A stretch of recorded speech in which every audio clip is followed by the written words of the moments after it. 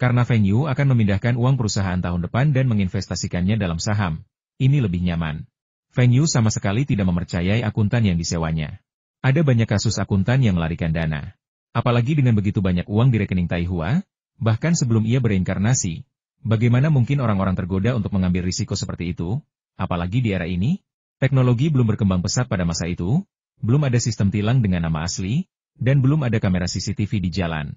Setelah melarikan diri, seseorang bisa saja mencari desa pegunungan kecil dan bersembunyi di sana selama setahun.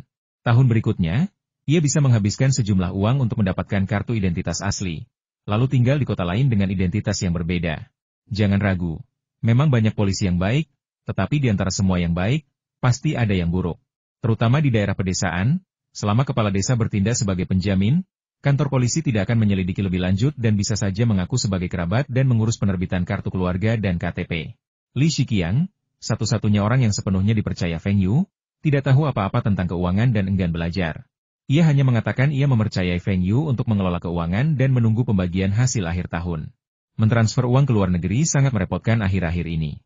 Meskipun ini bukan pertama kalinya bagi Feng Yu, ia tetap membutuhkan waktu hampir 1 jam, ditemani oleh seorang karyawan bank, untuk menyelesaikannya. Mengapa saya perlu tanda tangan perwakilan bank untuk mentransfer uang ke luar negeri? Tanpa henti, ia bergegas ke tempat perbaikan mobil. Melihat mobil-mobil baru itu, Feng Yu merasa seperti melihat tumpukan uang kertas, dan semua kesedihan yang baru saja ia rasakan di bank pun sirna. Selama periode ini, Wu Zigan dan timnya bekerja sangat keras, membawa banyak orang untuk melihat mobil tersebut. Beberapa orang langsung membelinya, sementara yang lain merasa harganya terlalu mahal, karena mobil bekas masih bisa dijual hingga ratusan ribu yuan, sehingga mereka memutuskan untuk mempertimbangkannya kembali. Feng Yu terlalu optimistis dengan pasar. Meskipun Harbin memiliki populasi yang besar dan banyak orang kaya, kelompok orang pertama yang menjadi kaya masih paling mengenal Mercedes-Benz dan BMW. Rolls-Royce dan Crown juga laris manis. Strategi periklanan dari mulut ke mulut Feng Yu sudah tidak efektif lagi. Orang-orang bodoh jelas tidak cukup. Ia pergi ke sebuah surat kabar harian dan memasang iklan, menampilkan beberapa siswa pramugari dari sebuah sekolah kejuruan, mengenakan seragam pramugari dan berdiri di samping mobil. Model mobil baru dan kecantikan baru setiap hari. Selama 10 hari berturut-turut, 10 model mobil dan 10 wanita cantik, sudah membuat para bos kecil itu bersemangat untuk bergerak. Dengan bantuan iklan, Feng Yu berharap bisa menjual 20 hingga 30 mobil lagi. Namun, pasar Harbin terbatas, dan mobil sport tidak laku. Kondisi jalan saat itu tidak sebaik di masa-masa selanjutnya, dan tidak banyak jalan raya yang bisa mereka lalui untuk balapan. Dari batch kedua mobil tersebut, tidak ada satupun mobil sport yang terjual. Dalam 2 bulan, mobil terakhir akan dikirim. Jika Feng Yu tidak dapat menjual semua mobil ini dalam 2 bulan, dananya akan terbatas. Gangzi, carilah seseorang untuk menemanimu dalam perjalanan bisnis besok ke Jicheng di provinsi tetangga. Kita akan memasang iklan di sana selama 10 hari, seperti yang kita lakukan di Longjiang Daily. Tidak masalah, serahkan saja padaku. Tuan Feng meminta mereka melakukan perjalanan bisnis dan memberi mereka banyak tunjangan perjalanan. Saya pulang ke rumah pada malam hari dan bermain game dengan Wen Dongjun sebentar, lalu kami tidur lebih awal. Ketika Feng Yu tiba di kelas pada Senin pagi, ia mendapati ada yang salah dengan cara teman-teman sekelasnya memandangnya. Mengapa mereka tampak takut padanya? Seharusnya tidak seperti ini. Dia tidak pernah berkelahi di sekolah, dan bahkan tidak pernah berkelahi. Kenapa dia tiba-tiba menjadi orang asing? Beberapa teman sekelas berbisik-bisik. Saat istirahat, Feng Yu keluar dari toilet dan akhirnya mengetahui apa yang sedang terjadi. Ternyata teman-teman sekelasnya semua mengatakan bahwa saudara ipar Feng Yu adalah seorang gangster dan terlibat dengan Wang Kuezi. Apa? Kau tidak percaya? Coba pikirkan, kenapa Feng Yu berani melawan Direktur Li dari kantor urusan akademik? Kenapa dia tidak terluka setelah melawan Direktur Li? Dan ingatkah saat sekolah dimulai, semua orang membicarakan nilai ujian masuk SMA mereka? Feng Yu gagal dengan selisih 3 poin, dan Wen Dongjun gagal dengan selisih lebih dari 30. Rumah tangga mereka bukan di distrik ini, melainkan di pertanian cabang. Bagaimana mungkin mereka bisa masuk SMP nomor 3? Ayah saya melihat dengan mata kepalanya sendiri bahwa kakak ipar Feng Yu tinggi dan kuat, dengan wajah penuh daging dan kepalan tangan sebesar cas role.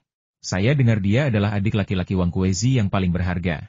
Bahkan, wakil kepala sekolah pun takut pada kakak ipar Feng Yu. Feng Yu mungkin akan menjadi bos di sekolah mulai sekarang. Jangan macam-macam dengannya. 2 hari yang lalu, sekitar selusin preman melihatnya di luar sekolah dan memanggilnya kakak Yu. Beberapa cerita orang sangat rinci. Dan mereka hampir mengatakan bahwa Feng Yu menjatuhkan Wang Kuezi dengan 1 pukulan dan menendang Song Laosi dengan 1 tendangan. Feng Yu mendorong pintu toilet hingga terbuka dan memperlihatkan gigi putihnya. Teman-teman sekelasnya berlarian panik, Takut Feng Yu akan mengingat penampilan mereka. Feng Yu mungkin tahu siapa yang menyebarkan berita tadi malam. Pasti si gendut. Apapun niat awalnya, setidaknya tidak ada seorang pun di sekolah yang berani mengganggu Feng Yu lagi, apalagi Lina. Meskipun reputasi mereka buruk, Feng Yu tidak peduli. Terutama teman sebangkunya, Wen Dongjun, si idiot itu, merasa sangat berkuasa dan siap menggunakan nama Feng Yu untuk menyuruh orang-orang yang tertarik pada si cantik di kelas sebelah untuk pergi. Rumor memang seperti itu, semakin kita berusaha meredamnya, semakin cepat pula penyebarannya.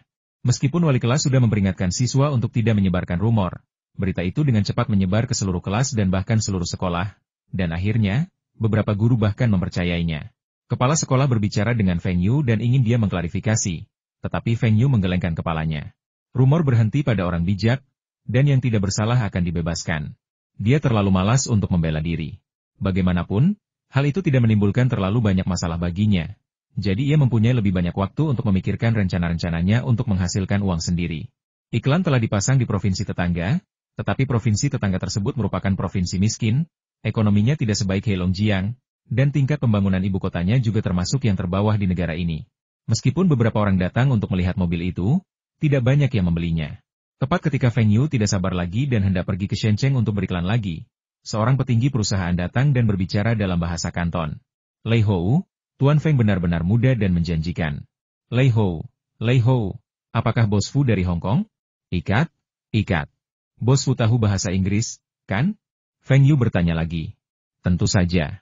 Feng Yu mengangguk dan melanjutkan dengan bahasa Inggris yang fasih. Kudengar Bos Fu tertarik dengan bisnis mobil mewah bekasku dan ingin membeli lebih banyak untuk dijual di selatan? Feng Yu benar-benar tidak tahan dengan bahasa Mandarin Kanton semacam ini. Fu Guangzheng tertegun sejenak. Bos Feng ini benar-benar fasih berbahasa Inggris? Dia pernah mendengar bahwa Bos Feng ini berbisnis dengan Soviet tanpa penerjemah, dan dia bilang dia bisa bahasa Rusia. Berapa usianya? Dan dia fasih dalam 2 bahasa asing? Bos Fu, Feng Yu meninggikan suaranya. Oh, maaf. Saya berencana membeli beberapa mobil mewah bekas Inggris untuk dijual ke selatan. Berapa banyak yang Anda punya, Bos Feng? Sekitar 60 atau 70? Semuanya sekitar 70% hingga 80% baru. Berapa banyak yang Anda rencanakan untuk beli, Tuan Fu? Kalau semuanya masih 70% sampai 80% baru dan harganya cocok, saya mau ambil semuanya. Fu Guangzheng tersenyum. Dengan 60 atau 70 mobil, meskipun ia hanya meraup 30.000 atau 50.000 yuan per mobil, itu tetap untung 2 sampai 3 juta yuan. Lebih lanjut, ia memperkirakan untung dari satu mobil saja bisa jauh lebih dari 30.000 atau 50.000 yuan. Feng Yu mengangkat alisnya. Dia sebenarnya orang kaya. Namun, dia masih agak skeptis. Bukankah akhir-akhir ini banyak berita tentang orang-orang dari Lingnan yang berpura-pura menjadi pengusaha Hong Kong dan menipu orang? Mereka mula-mula melukiskan gambaran indah bagi Anda, kemudian mengambil barang atau uang Anda, dan kemudian menghilang tanpa jejak. Namun, Fu Guangzheng ini fasih berbahasa Inggris dan tampaknya menempuh pendidikan tinggi di Hong Kong. Tutur kata dan perilakunya juga menunjukkan bahwa ia memiliki latar belakang keluarga yang baik, sehingga kredibilitasnya setidaknya 80%. Bos Fu, ini sangat murah hati. Tapi mobil saya tidak murahan. Bahkan dengan harga grosir, harga rata-rata untuk satu mobil saja segini. Feng Yu memberi isyarat angka 4. Fu Guangzheng tidak menjawab ya atau tidak, dan bertanya lagi kapan Anda bisa menyerahkan mobil itu kepada saya? Mobil itu harus sudah direnovasi. Tentu saja, tapi saya tidak bertanggung jawab atas pemuatan dan pengangkutan. Lagi pula, mobil ini tidak perlu surat-surat apapun, Anda bisa mengurusnya sendiri. Penjualan lokal sangat mudah, dan Anda bisa mendapatkan plat nomor asalkan punya uang. Namun, di tempat lain tidak semudah itu. Mendapatkan SIM tidaklah sulit, tetapi transportasi harus melewati beberapa pos pemeriksaan. Jika Anda tidak mengikuti prosedur yang berlaku dan mobil Anda ditahan di suatu tempat, kepada siapa Anda bisa mengadu? Kata-kata Feng Yu sangat jelas. Fu Guangzheng ragu sejenak sebelum mengangguk, saya mengerti. Kapan Anda bisa memberi saya semua mobil itu? Paling tidak butuh 2 bulan. Hanya ada sekitar selusin mobil tersisa di rumah, kebanyakan mobil sport. Kalau kamu mau, aku bisa memberikannya sekarang. Feng Yu membawa Fu Guangzheng ke pabrik untuk memeriksa mobil-mobil tersebut. Fu Guangzheng memeriksa setiap mobil dengan saksama, luar dan dalam. Meskipun tidak mengerti apa-apa, ia mengamati ekspresi orang-orang lainnya. Mereka semua tampak tenang, menunjukkan bahwa mobil-mobil itu memang dalam kondisi baik dan layak jual. Namun, untuk berjaga-jaga, Fu Guangzheng memutuskan untuk meminta beberapa profesional memeriksanya. Bagaimana jika mobil itu hanya terlihat bagus di luar tetapi sebenarnya penuh masalah di dalam, dan mogok setelah setahun? Bukankah itu akan menyinggung banyak orang? Bos Feng, Bolehkah saya membawa seseorang untuk melihat mobil ini beberapa hari lagi, lalu mengambil keputusan? Tentu saja, meskipun kamu tidak mengatakannya, aku akan tetap memberitahumu, agar aku tidak bingung di kemudian hari. Mobil-mobil yang Kirilenko temukan untuk Feng Yu semuanya baru berusia beberapa tahun dan setidaknya 50% baru. Feng Yu mengganti jok, ban, dan komponen lainnya dengan yang baru, mengecat ulang eksteriornya, dan mempekerjakan 2 teknisi bergaji tinggi untuk memeriksa performa mobil, memastikan pembeli tidak akan kembali dan mencoreng reputasinya. Meskipun biayanya sedikit lebih tinggi, keuntungannya juga tinggi. Ia bisa meraup untung setidaknya ratusan ribu yuan dari sebuah mobil, bahkan hingga 300 ribu yuan. Kedua pria itu sepakat untuk membawa orang ke lokasi pemeriksaan minggu depan. Jika tidak ada masalah, Fu Guangzheng akan menanggung biaya transportasi sekitar selusin mobil tersebut. Kembali di hotel, Fu Guangzheng meminta seseorang untuk mencarikan mekanik ahli untuk memperbaiki kendaraan. Sementara dia terus bertanya tentang di mana saja ada rumah-rumah tua yang menyimpan barang-barang antik. Fu Guangzheng datang ke sini untuk berburu barang antik. Lagi pula, Timur Laut dulunya merupakan benteng dinasti Qing, jadi pasti masih banyak barang berharga yang tersisa. Ia bisa dengan mudah mengumpulkan beberapa lusin dan kembali ke Hong Kong, di mana ia bisa menjualnya kembali dengan keuntungan 10 atau bahkan puluhan kali lipat. Ia pernah mendengar bahwa wilayah Timur Laut sangat terisolasi dan penduduknya sangat miskin. Begitu miskinnya sehingga mereka tidak mampu membeli pakaian atau makanan, terutama di Harbin, kota terjauh. Namun setelah tiba, ia mendapati bahwa keadaannya tidak seperti yang ia dengar. Banyak pabrik berdiri di sini, menciptakan suasana industri yang kental. Meskipun standar hidup penduduknya tidak tinggi, mereka tidak terlalu miskin hingga tidak mampu makan. Ia bahkan melihat banyak mobil di jalanan. Meskipun tidak sebanyak di kota-kota pesisir, wilayah ini kemungkinan besar berkembang lebih cepat daripada kota-kota di pedalaman. Yang paling mengejutkannya adalah dia benar-benar melihat mobil sport Lotus merah di Jalan Harbin. Mobil sport seperti ini tidak murah. Bahkan di Hong Kong, hanya pemuda kaya raya yang bisa membelinya. Dia hanya mengendarai Crown. Keluarga Fu Guangzheng adalah keluarga terpandang di Hong Kong. Kekayaan ayahnya lebih dari 1 miliar. Sementara pamannya puluhan miliar lebih. Sayangnya, ia bukan putra sulung, dan kakak tertuanya lebih menjanjikan. Di masa depan, ia mungkin hanya akan mendapatkan beberapa puluh juta saja. Misalnya, perusahaan kakak laki-lakinya bernilai ratusan juta, dan itu bahkan bukan investasi ayahnya. Di sisi lain, perusahaannya sendiri hanya bernilai beberapa juta, dan ibunya butuh banyak bujukan untuk mendapatkannya. Konon, mereka yang menjadi kaya di Tiongkok daratan sangat terampil dan memiliki koneksi yang luas. Dengan kembalinya Hong Kong ke Tiongkok hanya beberapa tahun lagi, keluarga saya khawatir tentang potensi perubahan kebijakan. Ayah saya telah berusaha menjalin kontak dengan pejabat tinggi Tiongkok daratan untuk memastikan bisnis keluarga kami tetap utuh setelah serah terima. Ibunya telah mengajarinya sejak kecil bahwa ketika berteman, ia harus berteman dengan orang-orang yang dapat membantunya di masa depan. Pengemudi mobil sport ini memang orang seperti itu. Jika ia bisa berteman dengan pemilik mobil sport ini, statusnya di keluarga pasti akan meningkat pesat. Ketika ia menghampiri untuk bertanya, ia mendapati bahwa pria yang mengendarai mobil sport itu sebenarnya berusia akhir 40-an. Pria itu tidak semenarik yang dibayangkannya. Ia hanyalah seorang pedagang pakan ternak. Mobilnya juga bukan mobil baru, melainkan mobil bekas, dengan harga kurang dari 500 ribu yuan. Fu Guangzheng dengan antusias menemukan cara lain untuk menghasilkan uang. Seseorang di Harbin bisa mendapatkan banyak mobil mewah bekas. Ia pernah menghabiskan cukup banyak waktu di Guangzhou dan Shenzhen. Bahkan jika ia memiliki 100 mobil seharga 500 ribu yuan per unit, ia dapat menjamin bahwa semuanya akan terjual habis dalam waktu sebulan setelah dikirim ke sana. Jika ia bisa mendapatkan persediaan barang yang stabil, ia bisa menghasilkan banyak uang. Ia juga ingin menunjukkan kepada ayahnya bahwa kemampuannya tidak kalah dari kakak laki-lakinya. Dengan mobil mewah yang kini terjual, Feng Yu akhirnya merasa lega. Wu Zigan dan rekan-rekannya telah melakukan riset pasar dan menemukan bahwa mesin dan aksesori pertanian buatan Soviet sangat populer di Tiongkok, melampaui daya tahan buatan Jepang, meskipun agak mahal. Mesin pemanen dan traktor, khususnya, sangat berguna, tetapi tidak tersedia. Feng Yu berencana melakukan ini selama 6 bulan ke depan. Longjiang adalah provinsi pertanian yang besar, dengan dataran luas yang tidak dapat ditanami hanya dengan ternak. Ia hanya tidak tahu berapa biaya yang dibutuhkan untuk membawa semua ini ke Tiongkok. Pada hari Minggu, Fu Guangzheng membawa 2 orang ahli inspeksi mobil ke perusahaan Feng Yu. Li Shiqiang bertukar pandang dengan seorang inspektur utama, dan keduanya tercengang. Ternyata, inspektur utama inilah yang memeriksa mobil-mobil bekas perusahaan Taihua. Feng Yu tidak menyembunyikannya dari Fu Guangzheng dan langsung memberitahunya. Dia masih punya puluhan mobil untuk dijual kepada Fu Guangzheng. Dan dia tidak bisa membiarkan Fu Guangzheng berpikir bahwa perusahaan Taihua sedang mempermainkannya. Fu Guangzheng tersenyum dan berkata tidak masalah. Ia sudah tahu teknisi itu sedang memeriksa mobil bekas untuk perusahaan Taihua, dan ia membawanya ke sini hari ini untuk melihat apakah perusahaan Taihua mengizinkannya melakukan sesuatu. Setelah ia berbicara, itu berarti pihak lain tidak berniat melakukan sesuatu yang mencurigakan, dan reputasi perusahaan Taihua di matanya telah meningkat ke tingkat yang baru. Inspeksi berjalan lancar, dan kami menyelesaikan lebih dari selusin kendaraan dalam satu pagi. Inspeksi utama meliputi mesin, sasis, rem, akselerator, DLL, dan sisanya tidak relevan. Fu Guangzheng sangat puas dengan hasil pengujian dan mengambil alih seluruh 18 kendaraan tersebut.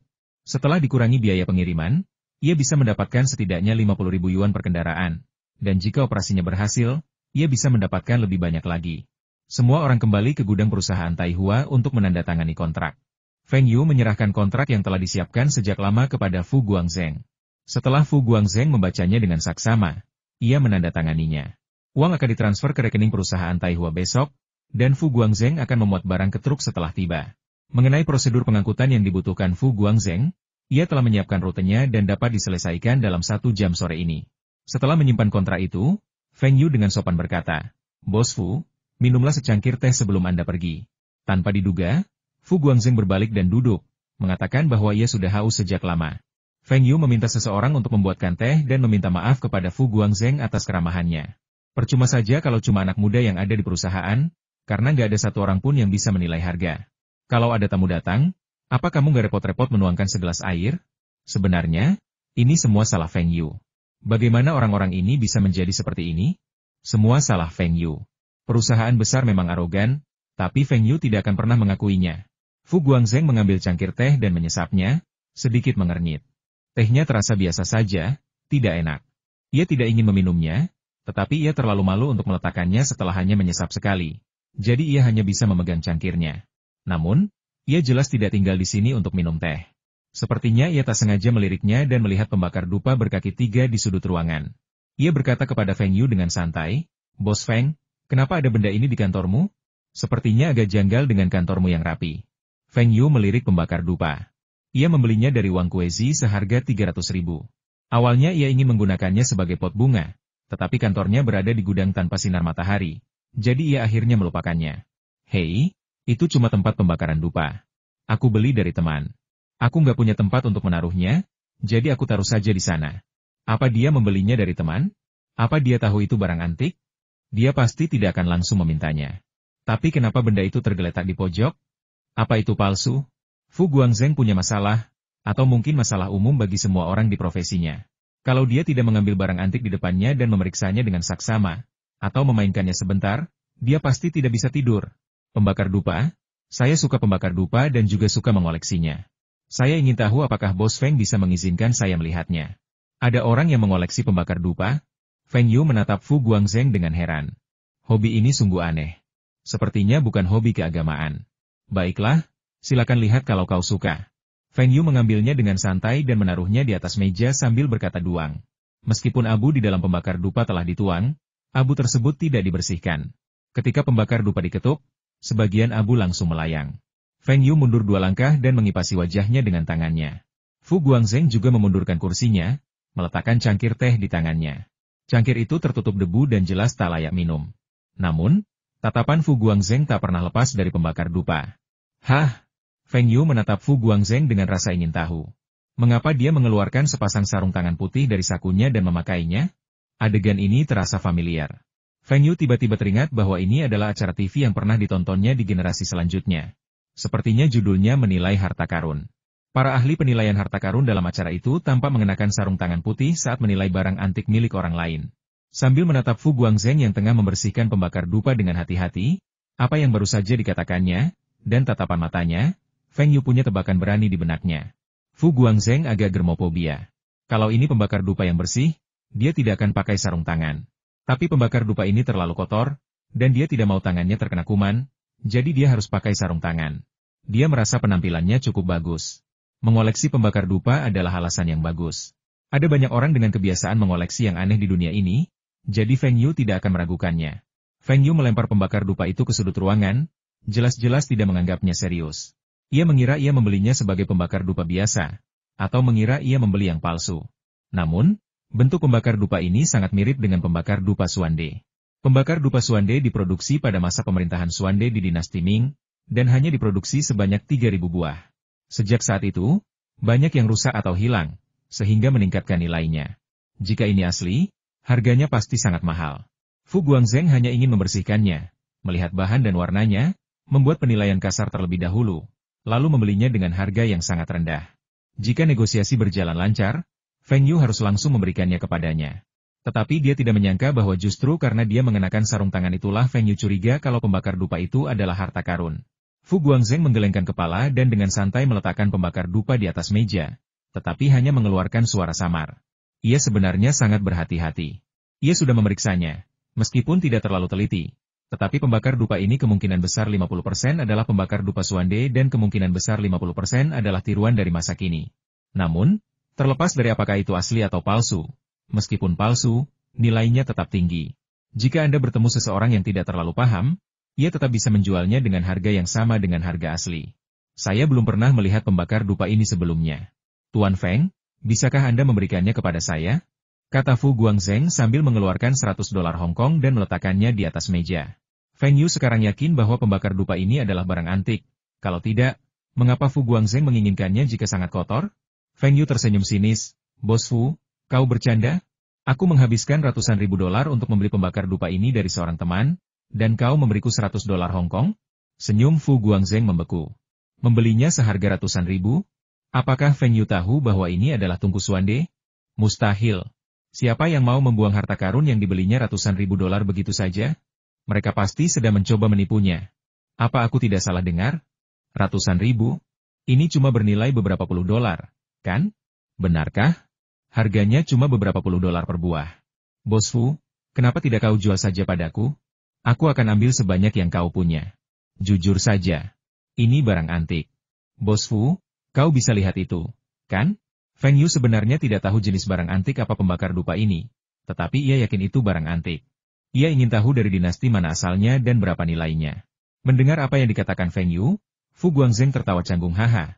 Bos Feng, jangan bercanda lagi. Kalau kamu tahu segalanya, kenapa kamu taruh di pojok? Mata Feng Yu berputar.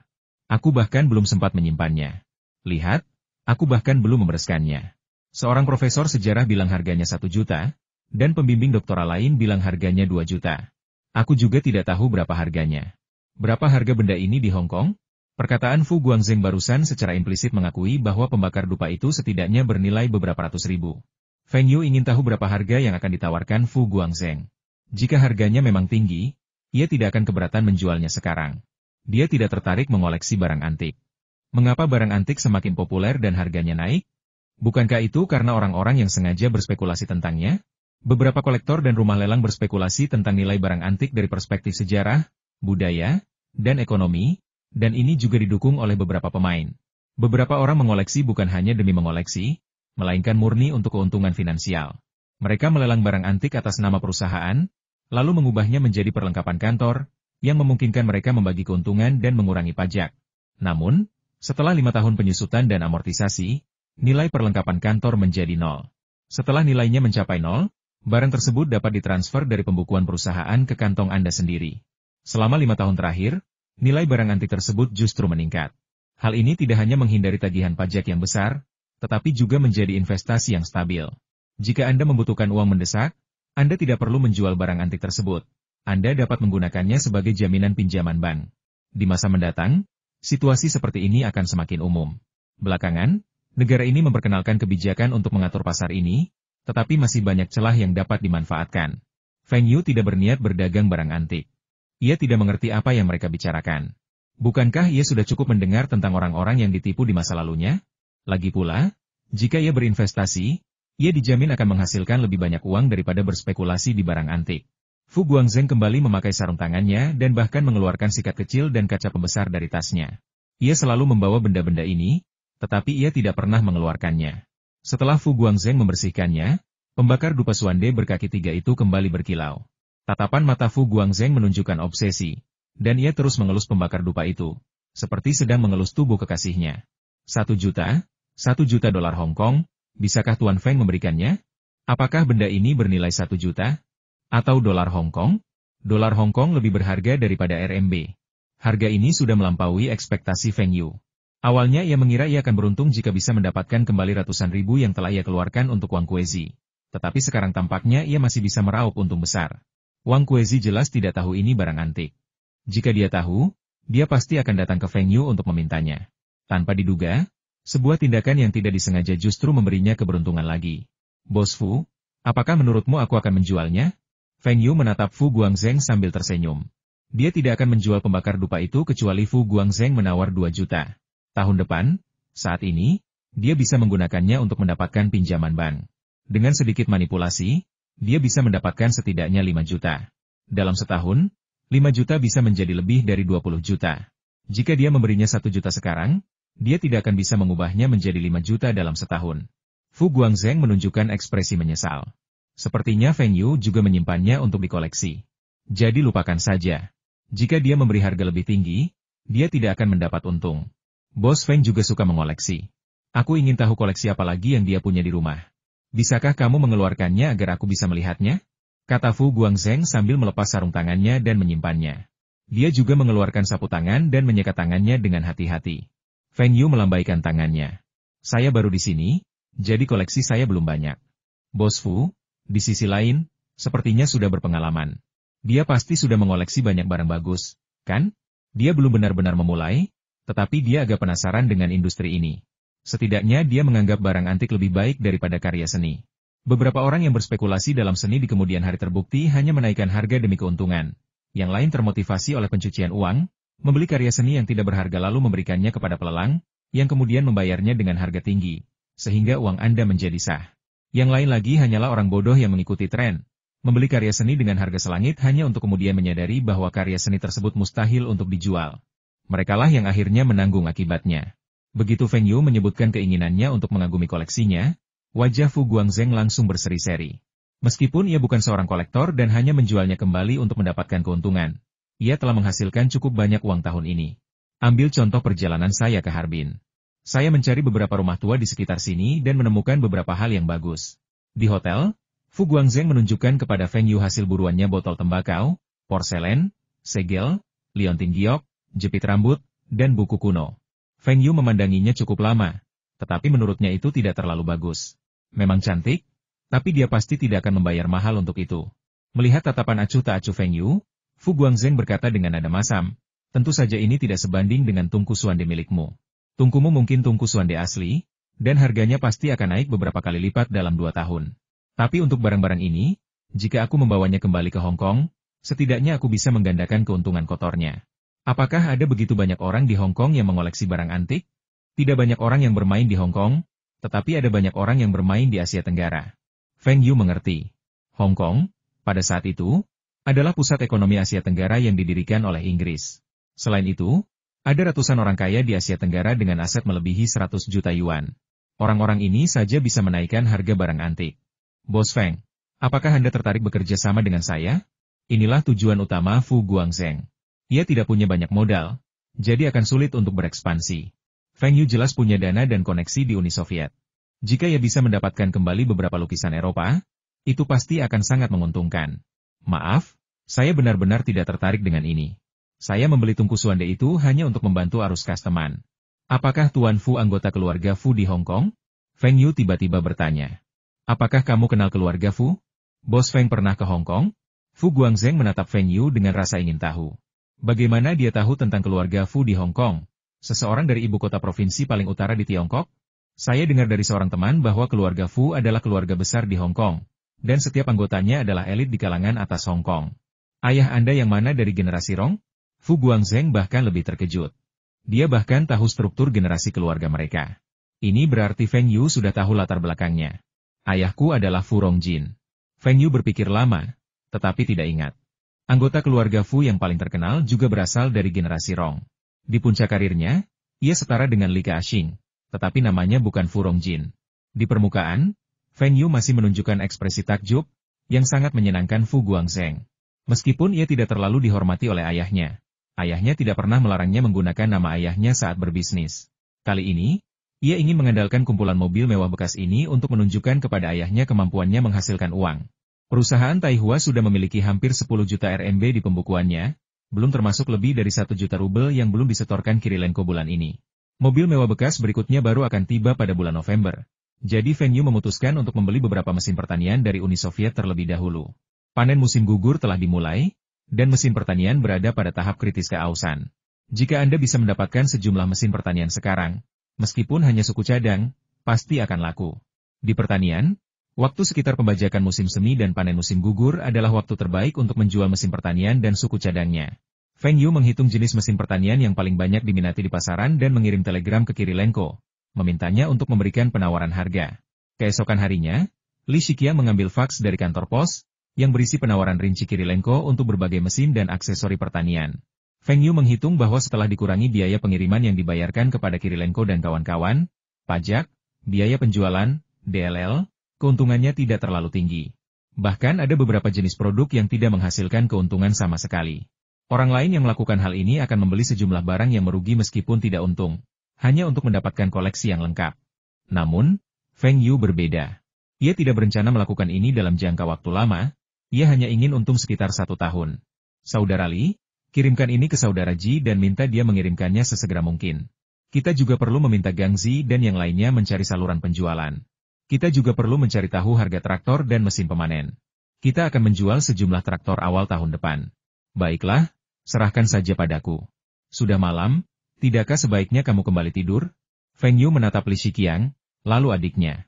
Mereka sudah memutuskan untuk menikah saat tahun baru Imlek, dan sekarang mereka tinggal bersama. Saat membeli rumah, Feng Yu mengatakan ingin membeli beberapa rumah lagi, tetapi orang tuanya tidak setuju. Saat ini, kamar yang tersedia tidak cukup, sehingga adiknya hanya bisa tinggal di rumah Li Shiqiang. Bagaimana mungkin tidak terjadi sesuatu antara seorang pria dan seorang wanita muda yang awalnya sepasang kekasih dan tinggal di bawah satu atap? Jika Feng Yu tidak yakin sebelumnya, tetapi Li Shiqiang telah menidurkannya hari ini, apakah ada penjelasan yang dibutuhkan? Feng Yu menatap Li Shiqiang dengan serius. Kakak Li, jika kamu hamil sebelum menikah, ayahku mungkin tidak akan memukuli adikku, tetapi dia pasti akan datang kepadamu dengan membawa senapan untuk berbicara denganmu. Apa yang kau bicarakan? Tidurlah. Pengiriman Kirilenko cepat. Mesin pertanian ini, terutama suku cadangnya, sangat melimpah di Uni Soviet dan tidak dapat dijual sama sekali. Kirilenko dengan mudah membeli barang-barang sesuai pesanan dan segera mengirimkannya ke Feng Yu. Selama periode ini, Kirilenko menjalani kehidupan yang nyaman, menikmati anggur berkualitas dan wanita-wanita cantik setiap hari, serta menyaksikan kekayaannya bertambah setiap hari. Berkat banyaknya produk Tiongkok yang laris, reputasi Kirilenko di kalangan generasi kedua dan dunia bisnis pun semakin menanjak.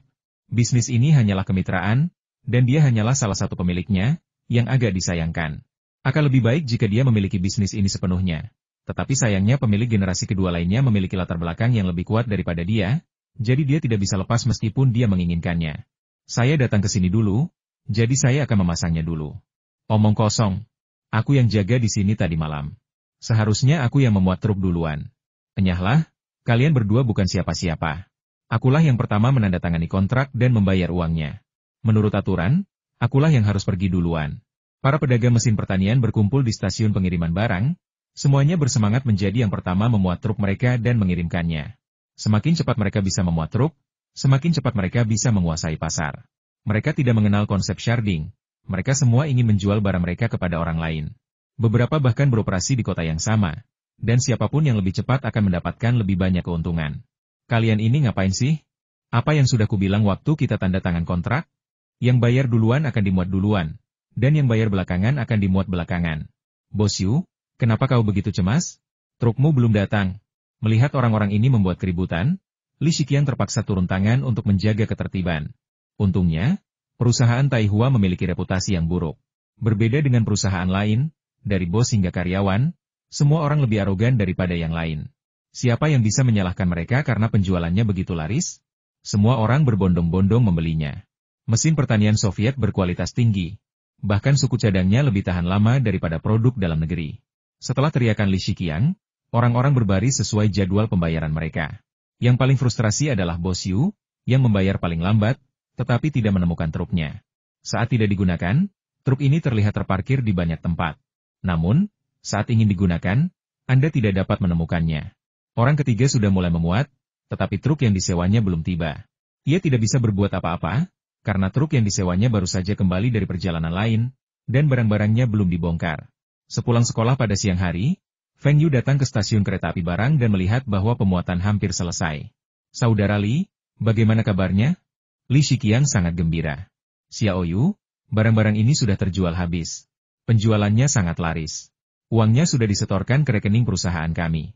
Totalnya lebih dari 4 juta. Li Shiqiang menutup mulutnya dengan tangannya dan membisikkan kalimat terakhir kepada Feng Yu dan yang lainnya. Feng Yu telah menetapkan harga barang, tetapi Li Shiqiang sibuk menandatangani kontrak dan menagih pembayaran. Feng Yu hanya tahu bahwa Li Shiqiang sibuk hingga larut kemarin dan tidak sempat bertanya. Ketika ia datang untuk memeriksa hari ini, ia terkejut mendapati semuanya sudah terjual habis. Orang-orang itu benar-benar hebat. Mereka tidak bermalas-malasan selama perjalanan bisnis. Kita harus memberi mereka bonus yang lebih besar bulan ini. Jika mereka melihat manfaatnya, mereka akan bekerja lebih keras untuk perusahaan. Feng Yu kemudian mengetahui bahwa geng tersebut telah memperoleh daftar dealer dari pabrik motor, dan juga membeli daftar dari pabrik mesin kota, grup industri pesawat terbang Harbin, pabrik boiler, dan tempat-tempat lain. Mereka semua adalah dealer mesin yang kuat di berbagai daerah. Mengikuti daftar tersebut, bukankah akan menghemat banyak waktu? Mereka belum menghubungi beberapa dealer mereka. Kalaupun mereka menghubungi, pasti tidak akan ada cukup barang untuk dijual. Saat ini, ketika pelanggan mendengar sesuatu diimpor, mereka langsung berasumsi itu barang bagus. Lalu, ketika mereka mendengar itu dari Uni Soviet, negara dengan kekuatan mesin terbesar, bukankah beberapa traktor dan peralatan pertanian Tiongkok meniru produk Soviet? Barang-barang Soviet memang lebih baik daripada barang dalam negeri. Dan meskipun harganya lebih murah, bagaimana mungkin para pedagang ini tidak terburu-buru membeli? Feng Yu tidak menyangka barang-barang ini akan laku keras. Awalnya, ia tampak terlalu konservatif, hanya meminta 3 juta RMB untuk pesanan pertamanya. Ia segera menelepon saudara Ji dan memintanya untuk segera memesan batch berikutnya. Keuntungannya bisa lebih dari 30%. Kirilenko menerima telepon Feng Yu dan tersenyum bangga. Aku tahu kau takkan punya cukup barang-barang itu untuk dijual. Kau tak lihat harga yang kuberikan? Harganya bahkan tidak semurah itu di Uni Soviet. Aku sudah menyiapkan barang-barang tambahan senilai 1 juta rubel untukmu. Jangan khawatir, barang-barang itu akan tiba di Harbin dalam seminggu. Barang-barang ini sebenarnya adalah barang yang tidak terjual dari beberapa pabrik, dan para pemimpin pabrik merasa khawatir. Kirilenko, dengan cukup berani, mengklaim bahwa barang-barang tersebut adalah bantuan militer untuk sekutu Tiongkok mereka dan bahkan memperoleh dokumen militer berstempel merah. Alhasil, ia membeli barang-barang tersebut dengan harga yang sangat rendah dan bahkan menghadiahkan beberapa barang khas Tiongkok kepada mereka, dengan total biaya kurang dari 300.000 rubel. Dan semua uang ini milik Kirilenko sendiri. Terlepas dari generasi kedua lainnya, dialah yang membuka jalur bisnis dan melakukan pekerjaan terbanyak. Jadi seharusnya dia menghasilkan lebih banyak uang. Direktur, sesuatu yang buruk telah terjadi. Sesuatu yang buruk telah terjadi. Kenapa teriak-teriak? Kamu nggak tahu aturan? Li Mingde, direktur pabrik mesin Harbin, menutup koran dan menatap kepala penjualan Wang Aiguo dengan kesal. Direktur, sesuatu yang buruk telah terjadi. Apa masalahnya? Apa Jepang akan kembali berperang lagi? Li Mingde melontarkan lelucon yang ia akui sendiri. Tetapi sayangnya Wang Aiguo tidak tertawa kali ini. Ia mengambil cangkir teh dan menyesapnya dengan gembira. Teh ini diberikan kepadanya oleh wakil wali kota yang bertanggung jawab atas industri 2 hari yang lalu. Saat panen musim gugur tiba, penjualan pabrik mesin mencapai titik tertinggi sepanjang masa bulan lalu. Dan ia bahkan mendapat pujian dari wakil wali kota. Jika beruntung, ia bahkan mungkin akan dipindahkan ke Biro Industri Mesin sebagai pemimpin tahun depan. Tidak, Direktur, bukankah Anda menginstruksikan pabrik mesin untuk memproduksi sejumlah mesin pertanian lagi sebagai hadiah untuk Hari Nasional? Ya, ada apa? Bukankah kita sudah bilang di rapat kemarin kalau produksi kita sudah ditingkatkan? Apa kamu khawatir stoknya tidak cukup untuk dijual? Bukannya tidak cukup untuk dijual, tapi kita tidak bisa menjualnya. Wang Aiguo tampak khawatir. Apa? Tidak bisa dijual? Bagaimana mungkin? Saat ini puncak penjualan. Bagaimana mungkin tidak bisa dijual? Li Mingde terkejut.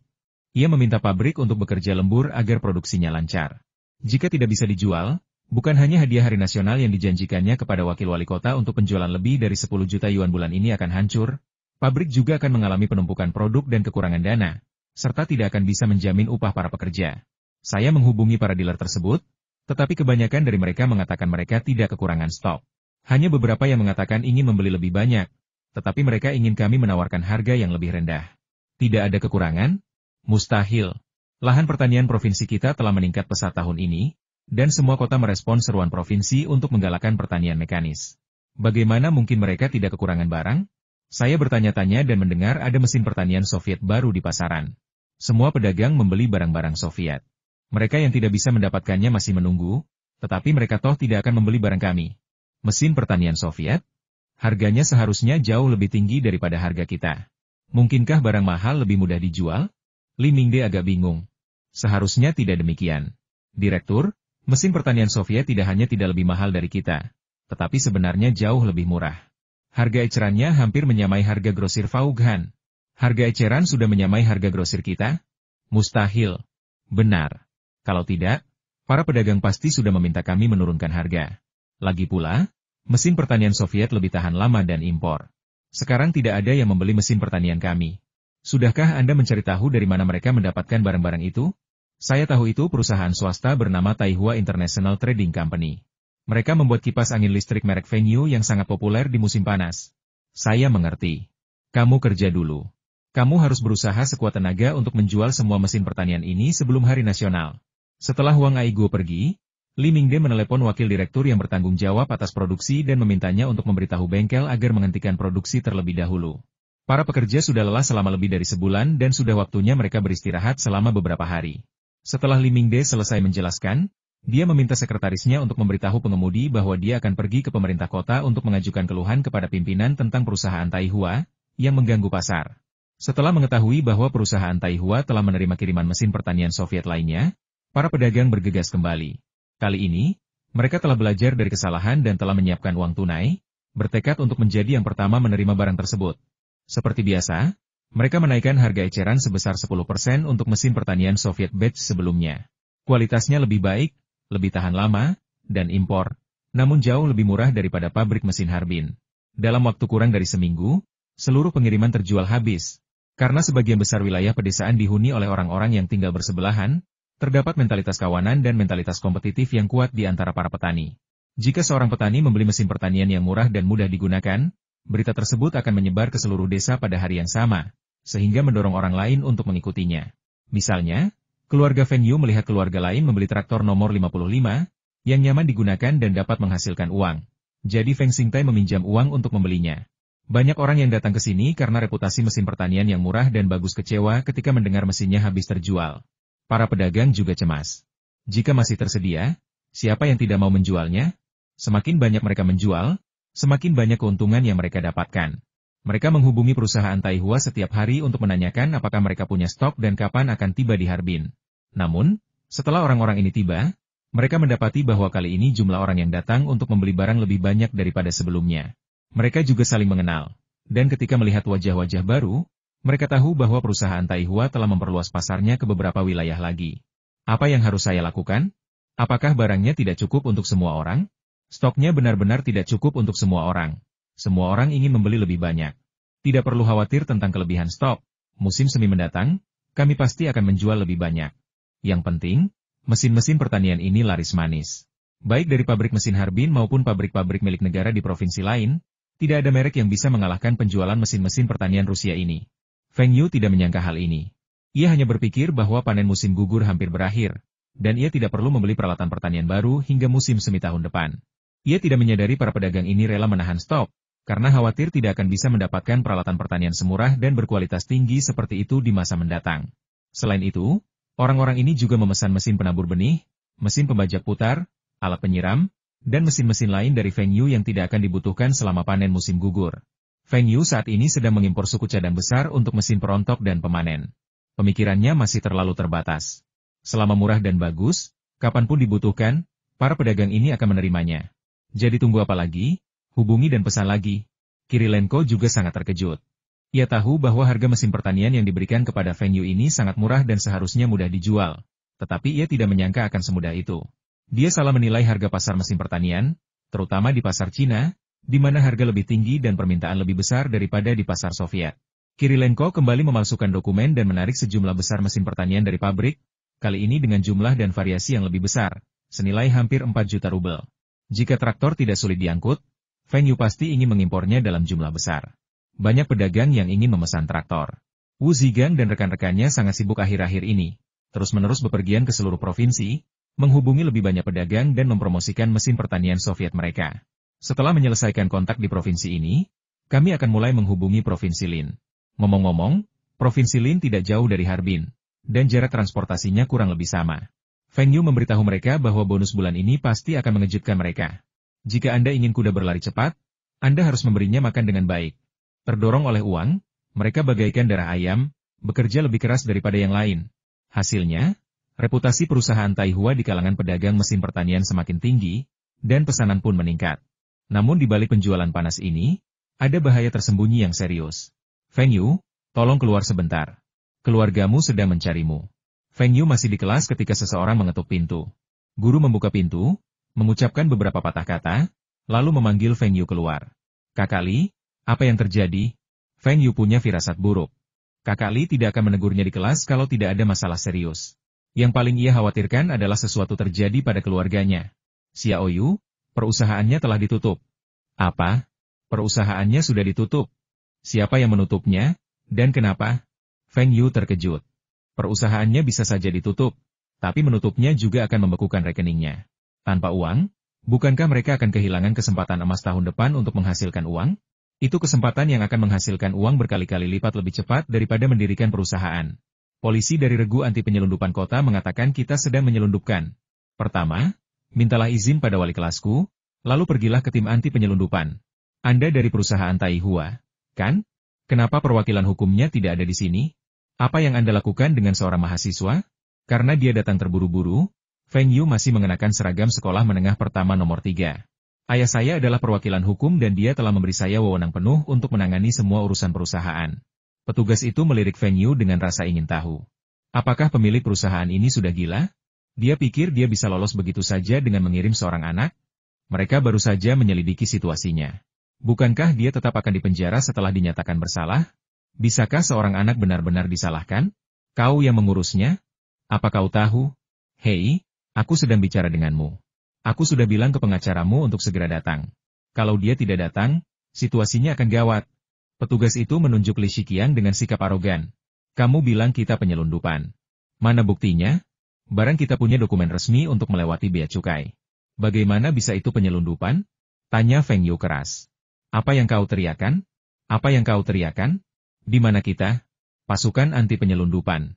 Kalau kau berani bertindak gegabah lagi, kami akan tangkap kau. Kami juga akan mengeluarkanmu dari sekolah. Teriakan keras Feng Yu benar-benar menarik perhatian pemimpin itu. Apa yang mereka lakukan? Xiao Su, apa yang mereka berdua lakukan? Kapten Zeng, mereka berdua dari perusahaan Taihua dan mereka ingin membuat masalah. Petugas itu langsung menyalahkan Feng Yu dan Li Shiqiang. Kami di sini bukan untuk membuat masalah, kami di sini untuk memahami situasinya. Kamu bilang perusahaan kami menyelundupkan barang, apa kami tidak berhak mencari tahu? Kamu kan ketuanya? Tolong beri kami pendapatmu tentang masalah ini. Feng Yu berbalik dan berkata kepada Kapten Zeng. Perusahaan Anda punya banyak sekali mesin pertanian buatan Uni Soviet. Dari mana asalnya? Kami membelinya. Membelinya? Kok bisa semurah itu kalau belinya biasa? Mana kontraknya? Mana kontraknya? Mana dokumen bea cukainya? Kapten Zeng mencibir. Mesin pertanian impor kualitasnya lebih baik dan bahkan lebih murah daripada milik kota. Mesin itu jelas tidak berasal dari jalur resmi. Lagi pula, Sekretaris Wakil Wali Kota Su meneleponnya dan memintanya untuk memeriksa perusahaan Taihua. Bagaimana mungkin dia tidak menangani masalah ini secepat kilat? Kami punya kontrak dan dokumen izinnya. Semuanya ada di perusahaan. Tolong suruh seseorang untuk mengambilnya dari kami. Ada segel di pintu perusahaan. Jika Feng Yu dan timnya mencoba melepasnya sendiri, itu akan dianggap ilegal. Kau memerintahku. Kau benar-benar cakap. Tanpa kontrak dan dokumen bea cukai, itu namanya penyelundupan. Tidak peduli apapun yang dikatakan Feng Yu, Kapten Zeng tidak mau mempercayainya. Dan kemudian bahkan mengusir Feng Yu dan yang lainnya. Xiao Yu, apa yang harus kita lakukan? Bagaimana kalau aku mencari cara untuk memanggil Kapten Zeng agar kita bisa memberinya beberapa hadiah? Li Shiqiang tampak khawatir. Penyelundupan adalah kejahatan serius. Feng Yu melambaikan tangannya. Tidak, dilihat dari sikapnya barusan, sepertinya dia tidak meminta uang. Kalau memang dia butuh uang, dia bisa saja membawanya ke perusahaan untuk berkunjung. Tidak perlu langsung menutupnya. Pasti ada yang menusuk kita dari belakang. Ayo kita ke Departemen Perdagangan Luar Negeri dan Kerja Sama Ekonomi. Selama masa ini, Feng Yu tak lupa untuk tetap berhubungan dengan calon wali kota Harbin. Ia sering datang untuk melaporkan pekerjaannya dan berterima kasih kepada departemen atas dukungannya. Sepertinya kali ini kita perlu meminta bantuan Zhang Ruiqiang. Selama Feng Yu dan yang lainnya diizinkan masuk dan dokumen terkait ditunjukkan, perusahaan mereka dapat dibuktikan tidak bersalah. Zhang Ruiqiang duduk di sofa. Setelah mendengarkan kata-kata Feng Yu, ia bertanya, bisakah Anda memberitahu saya mengapa mesin pertanian yang diimpor perusahaan Anda begitu murah? Perekonomian Soviet sedang terpuruk saat ini, dan pembangunan pertanian sangat tertinggal, sehingga mesin pertanian yang mereka hasilkan tentu saja tidak laku. Mitra Soviet kami menjual kepada kami dengan harga yang sangat rendah. Jadi wajar saja kami menjual kepada para pedagang dengan harga yang lebih rendah pula. Kami menerapkan strategi untung kecil tetapi perputaran cepat. Apa katamu? Ekonomi Soviet sedang buruk? Siapa yang bilang begitu? Kalaupun pembangunan pertanian mereka tertinggal, bukankah mesin-mesin pertanian itu akan diekspor ke negara lain? Kenapa mereka harus menjualnya kepadamu dengan harga serendah itu? Zhang Ruiqiang tampak tak percaya. Ekonomi Soviet sedang merosot karena mereka telah menggelontorkan semua uang mereka untuk militer. Ayah rekan saya adalah seorang jenderal Soviet. Kami telah lama bekerja sama, dan barang-barang yang diekspor perusahaan kami adalah untuk perusahaannya. Ketika dia ingin menjual mesin pertanian, tentu saja, saya adalah pilihan pertamanya. Harganya lebih rendah karena dia membeli barang dengan harga lebih rendah. Zhang Ruiqiang tidak terlalu memperhatikan apa yang dikatakan Feng Yu selanjutnya. Ia memikirkannya lagi, dan sepertinya masuk akal. Ia hanya penasaran mengapa barang impor orang lain begitu murah. Sebenarnya, entah Feng Yu mengatakannya atau tidak, ia akan membantu Feng Yu menjelaskannya. Kementerian Perdagangan Luar Negeri dan Kerja Sama Ekonomi baru saja mengeluarkan surat peringatan kepada perusahaan Taihua. Jika perusahaan ini kemudian dituduh melakukan penyelundupan, Kementerian Perdagangan Luar Negeri dan Kerja Sama Ekonomi akan kehilangan muka. Zhang Ruiqiang sebenarnya memiliki kesan yang baik terhadap Feng Yu. Meskipun Feng Yu masih muda dan bersekolah, ia sangat berpengalaman dalam menangani berbagai urusan. Misalnya, saat festival pertengahan musim gugur 2 hari yang lalu, perusahaan Taihua mengirimkan banyak hadiah liburan kepada Departemen Perdagangan Luar Negeri dan Kerja Sama Ekonomi, yang akhirnya menyelamatkan staf departemen dari keharusan menghabiskan liburan dengan sia-sia. Kadang-kadang dia merasa bahwa Feng Yu memiliki kedewasaan yang tidak diharapkan untuk usianya. Seolah-olah jiwa yang berusia beberapa puluh tahun bersemayam di dalam tubuh seorang remaja. Zhang Ruiqiang mengangkat telepon dan menelepon seorang teman yang merupakan direktur biro kota di depan Feng Yu, menanyakan apa yang terjadi dengan perusahaan Taihua. Setelah beberapa saat, pihak lain menelepon kembali dan mengatakan bahwa tim anti penyelundupan telah menanyakan dan wakil wali kota Su yang ingin melakukannya. Jadi dia tidak dapat membantu. Dia kenal wakil wali kota Su, tetapi mereka hanya kenalan, bukan teman. Dia menelepon wakil wali kota Su, yang mengatakan bahwa mesin pertanian yang dijual oleh perusahaan Taihua terlalu murah, dan pasti ada yang salah dengan jalur distribusinya. Dia mengatakan sudah menjadi tugasnya untuk meminta seseorang menyelidikinya. Wakil wali kota Su bertanggung jawab atas industri, dan Zhang Ruiqiang, setelah berpikir sejenak, mendapat gambaran kasar. Proteksionisme lokalah yang menjadi penyebabnya, dan pastilah pabrik-pabrik mesin di kota itu yang mengajukan keluhan. Meskipun wakil wali kota Su tidak mengizinkan siapapun untuk langsung melepas segel perusahaan Taihua, ia tetap menghormati Zhang Ruiqiang dan setuju untuk membiarkan seseorang pergi bersama orang-orang perusahaan Taihua untuk mengambil dokumen guna membuktikan bahwa perusahaan Taihua tidak melakukan penyelundupan. Namun pada akhirnya, wakil wali kota Su juga mengatakan bahwa meskipun mesin pertanian perusahaan Taihua diimpor secara legal, mesin tersebut tidak dapat lagi dijual dengan harga serendah itu di masa mendatang. Untungnya, semua mesin pertanian Feng Yujin memiliki prosedur masuk yang sah. Setelah menyerahkannya, tim anti penyelundupan akhirnya membuka segel perusahaan Taihua dan mencairkan rekening banknya. Namun, Feng Yu tidak senang. Kini para pemimpin kota telah mengeluarkan peringatan. Jika ia terus berbisnis dengan mesin pertanian murah impor Soviet, bahkan jika ia menaikkan harga sesuai permintaan pihak lain, departemen lain pasti akan datang untuk menutup perusahaan Taihua besok. Namun, mesin pertanian impor ini memiliki keuntungan hampir 30% dan saluran penjualan yang baik. Feng Yu enggan melepaskannya secara tiba-tiba. Feng Yu menghela napas, merasa kekuatannya masih kurang. Jika sekarang ia punya 1 miliar, tak seorang pun, apalagi wakil wali kota, akan berani menyerangnya seperti ini, bahkan jika mereka berada di level yang lebih tinggi. Mengapa Song Xiaofeng berani menyusahkan perusahaan Taihua saat itu? Itu karena perusahaan Taihua tidak berskala besar. Jika perusahaan Taihua adalah perusahaan terkemuka di Harbin, aset Feng Yu beberapa kali lipat dari Song Laoxi, dan Song Xiaofeng punya nyali, dia tidak akan berani menyusahkan Feng Yu. Ketika uang mencapai jumlah tertentu, ia juga dapat diubah menjadi listrik. Zhang Ruiqiang memberitahunya dengan sangat jelas bahwa jika dia masih ingin menjalankan bisnis impor mesin pertanian, dia pasti harus berkeliling pabrik mesin Harbin. Keesokan harinya, Feng Yu mengambil cuti sehari lagi dan pergi ke pabrik mesin Harbin bersama Li Shiqiang untuk mengunjungi Li Mingde. Apakah Anda dari perusahaan Taihua? Jangan kira Anda bisa duduk santai dengan bantuan wakil direktur Zhang dari Departemen Perdagangan Luar Negeri dan Kerja Sama Ekonomi. Kota ini masih memegang kendali penuh atas urusan Harbin. Li Mingde menyeruput tehnya dengan gembira. Ia sudah mengirim orang untuk memperingatkan para pedagang mesin pertanian di provinsi-provinsi tersebut bahwa pasokan barang dari Uni Soviet telah habis. Jika ada yang berani membeli barang dari perusahaan Taihua di kemudian hari, Jangan salahkan dia karena menutup perusahaan mereka. Para pedagang tersebut juga tahu bahwa perusahaan Taihua telah diblokir. Meskipun pemblokirannya segera dibuka, ketika mereka menelepon lagi, perusahaan Taihua mengatakan bahwa mereka tidak akan lagi menjual mesin pertanian Soviet untuk sementara waktu. Direktur Lee, apakah menurutmu kita di sini untuk meminta maaf? Feng Yu duduk di sofa dan menyilangkan kakinya. Kalau ketemu orang idiot, jangan pernah mundur. Di mata orang idiot, kalau mundur berarti takut, dan dia bakal makin sombong. Wajah Li Mingde berubah. Apa maksudnya ini? Bukankah mereka di sini untuk meminta maaf? Atau mereka di sini untuk protes? Pabrik mesin ini mendapat dukungan dari pemerintah kota? Jadi apa gunanya Departemen Perdagangan Luar Negeri dan Kerjasama Ekonomi? Kalau begitu, kalian berdua di sini untuk membuat masalah? Aku ingin melihat kehebohan macam apa yang bisa ditimbulkan oleh perusahaan Taihua kecilmu ini. Li Shiqiang menatap Feng Yu dengan cemas. Ketika Feng Yu datang, dia tidak mengatakan bahwa dia sedang mencari masalah. Mengapa dia mulai berdebat dengannya hanya setelah 2 kalimat? Apakah dia benar-benar tidak ingin lagi membuat mesin pertanian impor dari Uni Soviet? Sekalipun mereka tidak berencana melakukannya, tidak bijaksana menyinggung Li Mingde. Li Mingde adalah seorang pemimpin, dan memiliki koneksi yang lebih baik dengan pemerintah kota. Dia punya banyak cara untuk menjebak perusahaan Taihua. Feng Yu tiba-tiba tertawa. Direktur Li, Anda salah paham. Saya di sini bukan untuk meminta maaf, tapi juga bukan untuk mencari masalah. Saya di sini untuk berdiskusi dengan Direktur Li apakah pabrik mesin Anda menginginkan mesin dan peralatan canggih Soviet. Li Shiqiang tercengang. Bagaimana percakapan bisa sampai ke titik ini? Li Mingde duduk tegak. Mesin dan peralatan canggih Uni Soviet, bukan? Bukankah seharusnya dijual ke Tiongkok? Mungkinkah Feng Yu mendapatkannya? Apa maksudmu?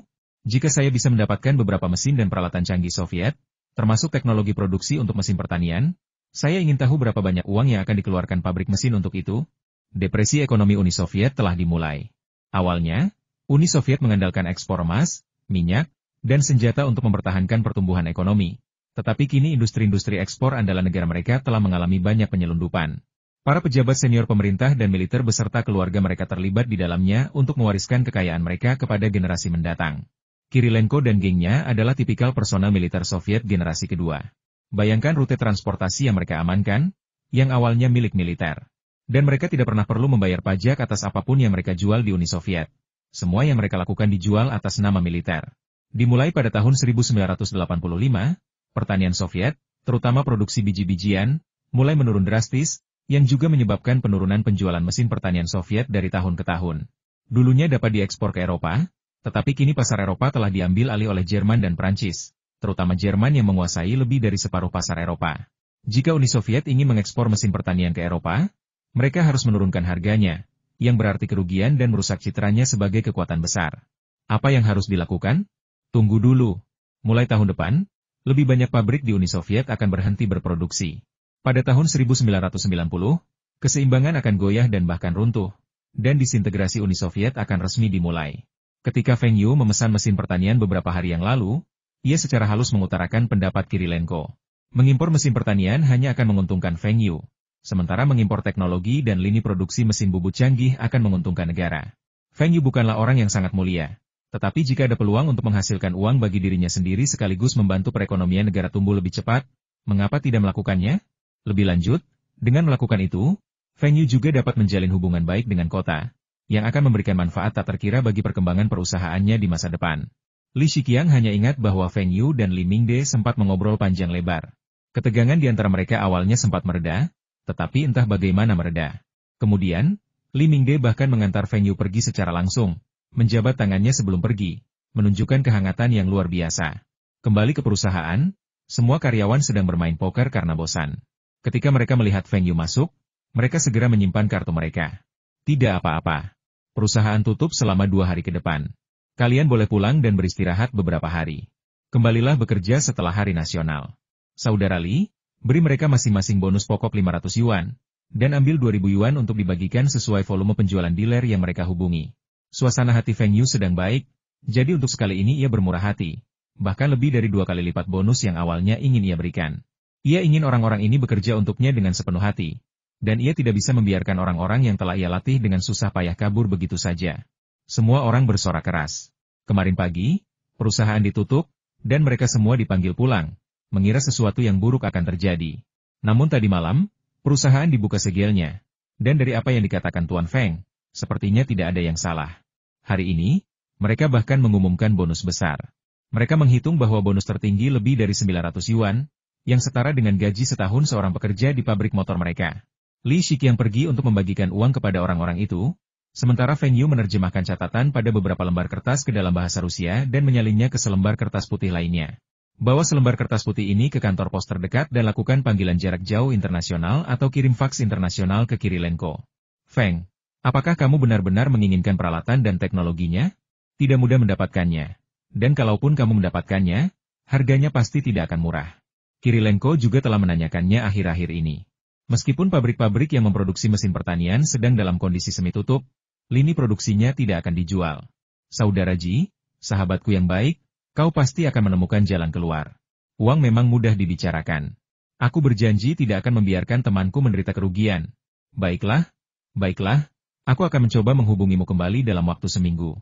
Sehari sebelum hari nasional, sekolah menginstruksikan seluruh siswa untuk pergi memanen di musim gugur. Ini adalah tradisi sekolah. Konon, ini bertujuan untuk menyadarkan siswa akan kerja keras para petani dan mengingatkan mereka untuk tidak menyia-nyiakan makanan.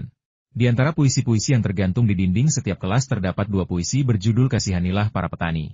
Aku mencangkul sawah di siang hari, keringatku menetes ke tanah. Siapa sangka setiap butir nasi di piring adalah hasil kerja keras? Tanamlah sebutir millet di musim semi dan panenlah 10.000 di musim gugur. Sekalipun tak ada lahan kosong di dunia, para petani tetap saja mati kelaparan. Ini adalah puisi-puisi terkenal karya penyair dinasti Tang ternama, Li Shen. Namun, Feng Yu, seorang penggemar sejarah, tahu bahwa Li Shen menulis kedua puisi ini hanya untuk memenangkan hati kaisar dan mendapatkan promosi jabatan. Namun, setelah promosi jabatannya, Li Shen kembali ke kebiasaan lamanya, menjadi seorang hedonis yang sangat dekaden, sama sekali tidak peduli dengan penderitaan rakyat jelata. Meskipun Feng Yu tidak begitu sayang pada Li Shen, kedua puisi ini memang dikenal semua orang, tua maupun muda, dan telah diwariskan turun-temurun. Butuh waktu lebih dari 2 jam untuk sampai ke sebuah pertanian di utara Harbin dengan bus pinjaman dari sekolah. Jaraknya kurang dari 1 jam perjalanan dari pertanian Feng Yu. Ada ladang jagung di sini, dan sekolah Feng Yu bertanggung jawab untuk memotong jagung, mengupas tongkol jagung, dan menumpuknya, menunggu traktor datang dan mengambilnya. Tanaman utama yang ditanam di Longjiang saat ini adalah gandum, diikuti oleh kedelai, dan sangat sedikit jagung.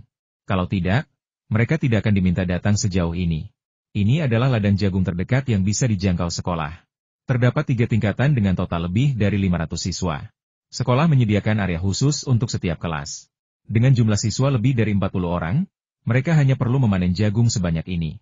Jika ini adalah lahan pertanian, 5 orang bisa menyelesaikan pekerjaan ini dalam waktu kurang dari sehari. Feng Yu melihat para siswa cukup bersemangat, seolah-olah mereka sedang menikmati liburan musim gugur. Namun, ada pula siswa yang mengeluh karena keluarganya berasal dari daerah pertanian atau pedesaan, bahkan mereka tidak mau menggarap lahannya sendiri, melainkan dipaksa sekolah untuk mengupas jagung.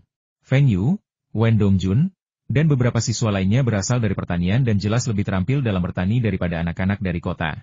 Guru juga mengatur agar mereka menggunakan sabit untuk memotong jagung, dan siswa yang tersisa berkumpul di belakang untuk mengupas jagung. Wen Dongjun, banteng ini, berlari dengan kecepatan yang sangat tinggi dan segera berada jauh di depan. Lihat, betapa cepatnya aku melakukannya. Tidak seperti kalian selambat siput. Wen Dongjun memanggul sabit di bahunya dengan ekspresi bangga di wajahnya. Feng Yu menggelengkan kepalanya. Dasar bodoh.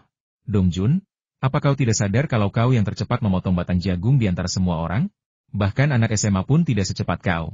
Apa kau tidak memikirkan alasannya? Wen Dongjun menggaruk kepalanya mengapa? Karena lahannya terbatas, kalau kamu selesai panen jagung, apa kamu cuma bisa lihat murid lain mengupasnya sore ini? Dengan kata lain, semakin cepat kamu bekerja, semakin banyak yang bisa kamu selesaikan. Kira-kira gurumu akan memujimu atau teman-teman sekelasmu akan mengagumimu, ya? Wen Dongjun tercengang. Bukan karena yang lain bekerja lambat, tetapi mereka memang sengaja bermalas-malasan. Ia menoleh ke belakang dan melihat para siswa yang duduk di atas batang jagung, memetik jagung, juga lebih banyak mengobrol daripada bekerja. Setelah sekian lama, hanya dia yang tertinggal. Nih, belajar dari kami. Kerja dulu sebentar, lalu berdiri dan istirahat sebentar, atau kalian bisa duduk di atas batang jagung untuk beristirahat. Kalau kalian terus-terusan begini, itu akan menunjukkan kalau kami malas. Apa kalian pikir ini hal yang baik? Feng Yu dengan sabar mengajari Wen Dongjun inti dari kemalasan. Kemana perginya kepintaran anak ini yang biasanya? Wen Dongjun duduk di atas batang jagung tanpa berkata apa-apa dan mulai beristirahat. Namun, setelah beberapa saat, Ia tak bisa duduk diam lagi. Tak ada yang bisa dilakukan, bahkan tak ada teman mengobrol, dan rasanya terlalu membosankan untuk hanya duduk di sana. Melihat batang jagung, Wen Dongjun mendapat ide bagus. Feng Yu melihat dua batang jagung tipis yang masih hijau. Ia memotongnya dengan sabit, mengupas kulitnya, dan menyisakan bagian yang berair di tengah. Ia menggigitnya, dan mulutnya dipenuhi sari manis. Sementara di selatan terdapat tebu, di utara terdapat sesuatu yang mirip dengan jagung dan sorghum yang disebut batang manis. Batangnya setebal jari dan rasanya hampir seperti tebu. Jika batang jagung tumbuh lambat, mendapatkan banyak hujan, dan sedikit sinar matahari, mereka tetap akan menyisakan beberapa bagian di bagian bawah yang sangat manis. Feng Yu menggunakan sabit untuk memotong bagian yang digigit dalam beberapa gerakan, lalu mengupas dua bagian batang jagung, mengambilnya di tangannya, dan berjalan menuju Lina. Kamu pasti haus. Makanlah ubi jalar. Feng Yu menyerahkan jagung yang telah dicicipinya kepada Lina, sementara jagung yang satunya lagi direbut oleh teman sebangku Lina, Fatih. Lina dan Fatih adalah dua orang di tumpukan jagung itu, dan kini murid-murid lain takut bermain dengan Lina, bukan karena Fatih mengatakan keluarga Feng Yu adalah gangster, dan Lina dilibatkan oleh Feng Yu. Lina sempat ragu. Tetapi bagaimana mungkin pikirannya yang sesuai usia dapat menandingi pikiran Feng Yu yang berusia 40-an? Beberapa patah kata menghilangkan keraguan Lina. Keduanya tetap sedekat sebelumnya, perasaan mereka terus tumbuh. Lina menggigitnya sedikit dan mengunyahnya perlahan di dalam mulutnya. Matanya menyipit membentuk bulan sabit dan ia menunjukkan senyum bahagia. Manis sekali. Pah, ubi jalar apa ini? Baunya seperti air busuk dan agak sepat. Gadis gemuk itu mengeluh tidak puas sambil meludahkan sisa ubi jalarnya. Feng Yu berkata dengan tenang, mungkin kamu hanya kurang beruntung. Lagi pula, ini hanya batang jagung, bukan yang manis. Wajar saja kalau ada yang tidak manis. Lina melihatnya, mematahkan stik manis di tangannya, dan memberikan satu bagian kepada Fatih. Fatih menggigitnya dengan hati-hati, dan matanya langsung berbinar. Rasanya sungguh manis. Pecahkan ini dan berikan setengahnya untuk kalian masing-masing. Lina menyerahkan sisa batang jagung kepada Feng Yu. Ia melihat bibir Feng Yu agak kering. Aku juga nggak bisa buka. Kamu makan aja. Aku lagi potong jagung di depan. Aku yakin bisa nemu lagi. Lina dengan keras kepala menyerahkan batang jagung itu kepada Feng Yu, memaksanya untuk menggigitnya. Feng Yu hendak maju untuk menggigitnya, khususnya ke titik gigitan Lina. Siapa? Siapa yang memukulku? Feng Yu berbalik dengan marah, mencari seseorang. Tepat saat ia hendak menggigit, ia merasakan sesuatu mengenai bagian belakang kepalanya. Hahaha, apa kabar? Bagaimana dengan busur silang jagung buatanku? Dari jarak sejauh ini, aku mengenai bagian belakang kepalamu. Beberapa meter jauhnya, Wen Dongjun memegang busur silang buatan sendiri yang terbuat dari batang jagung dengan kedua tangannya, menatap Feng Yu dengan bangga. Benda yang mengenai bagian belakang kepala Feng Yu tadi adalah sepotong kecil batang jagung. Sialan, dasar idiot, kau mengganggu waktuku yang menyenangkan lagi. Busur silang jagung, ya?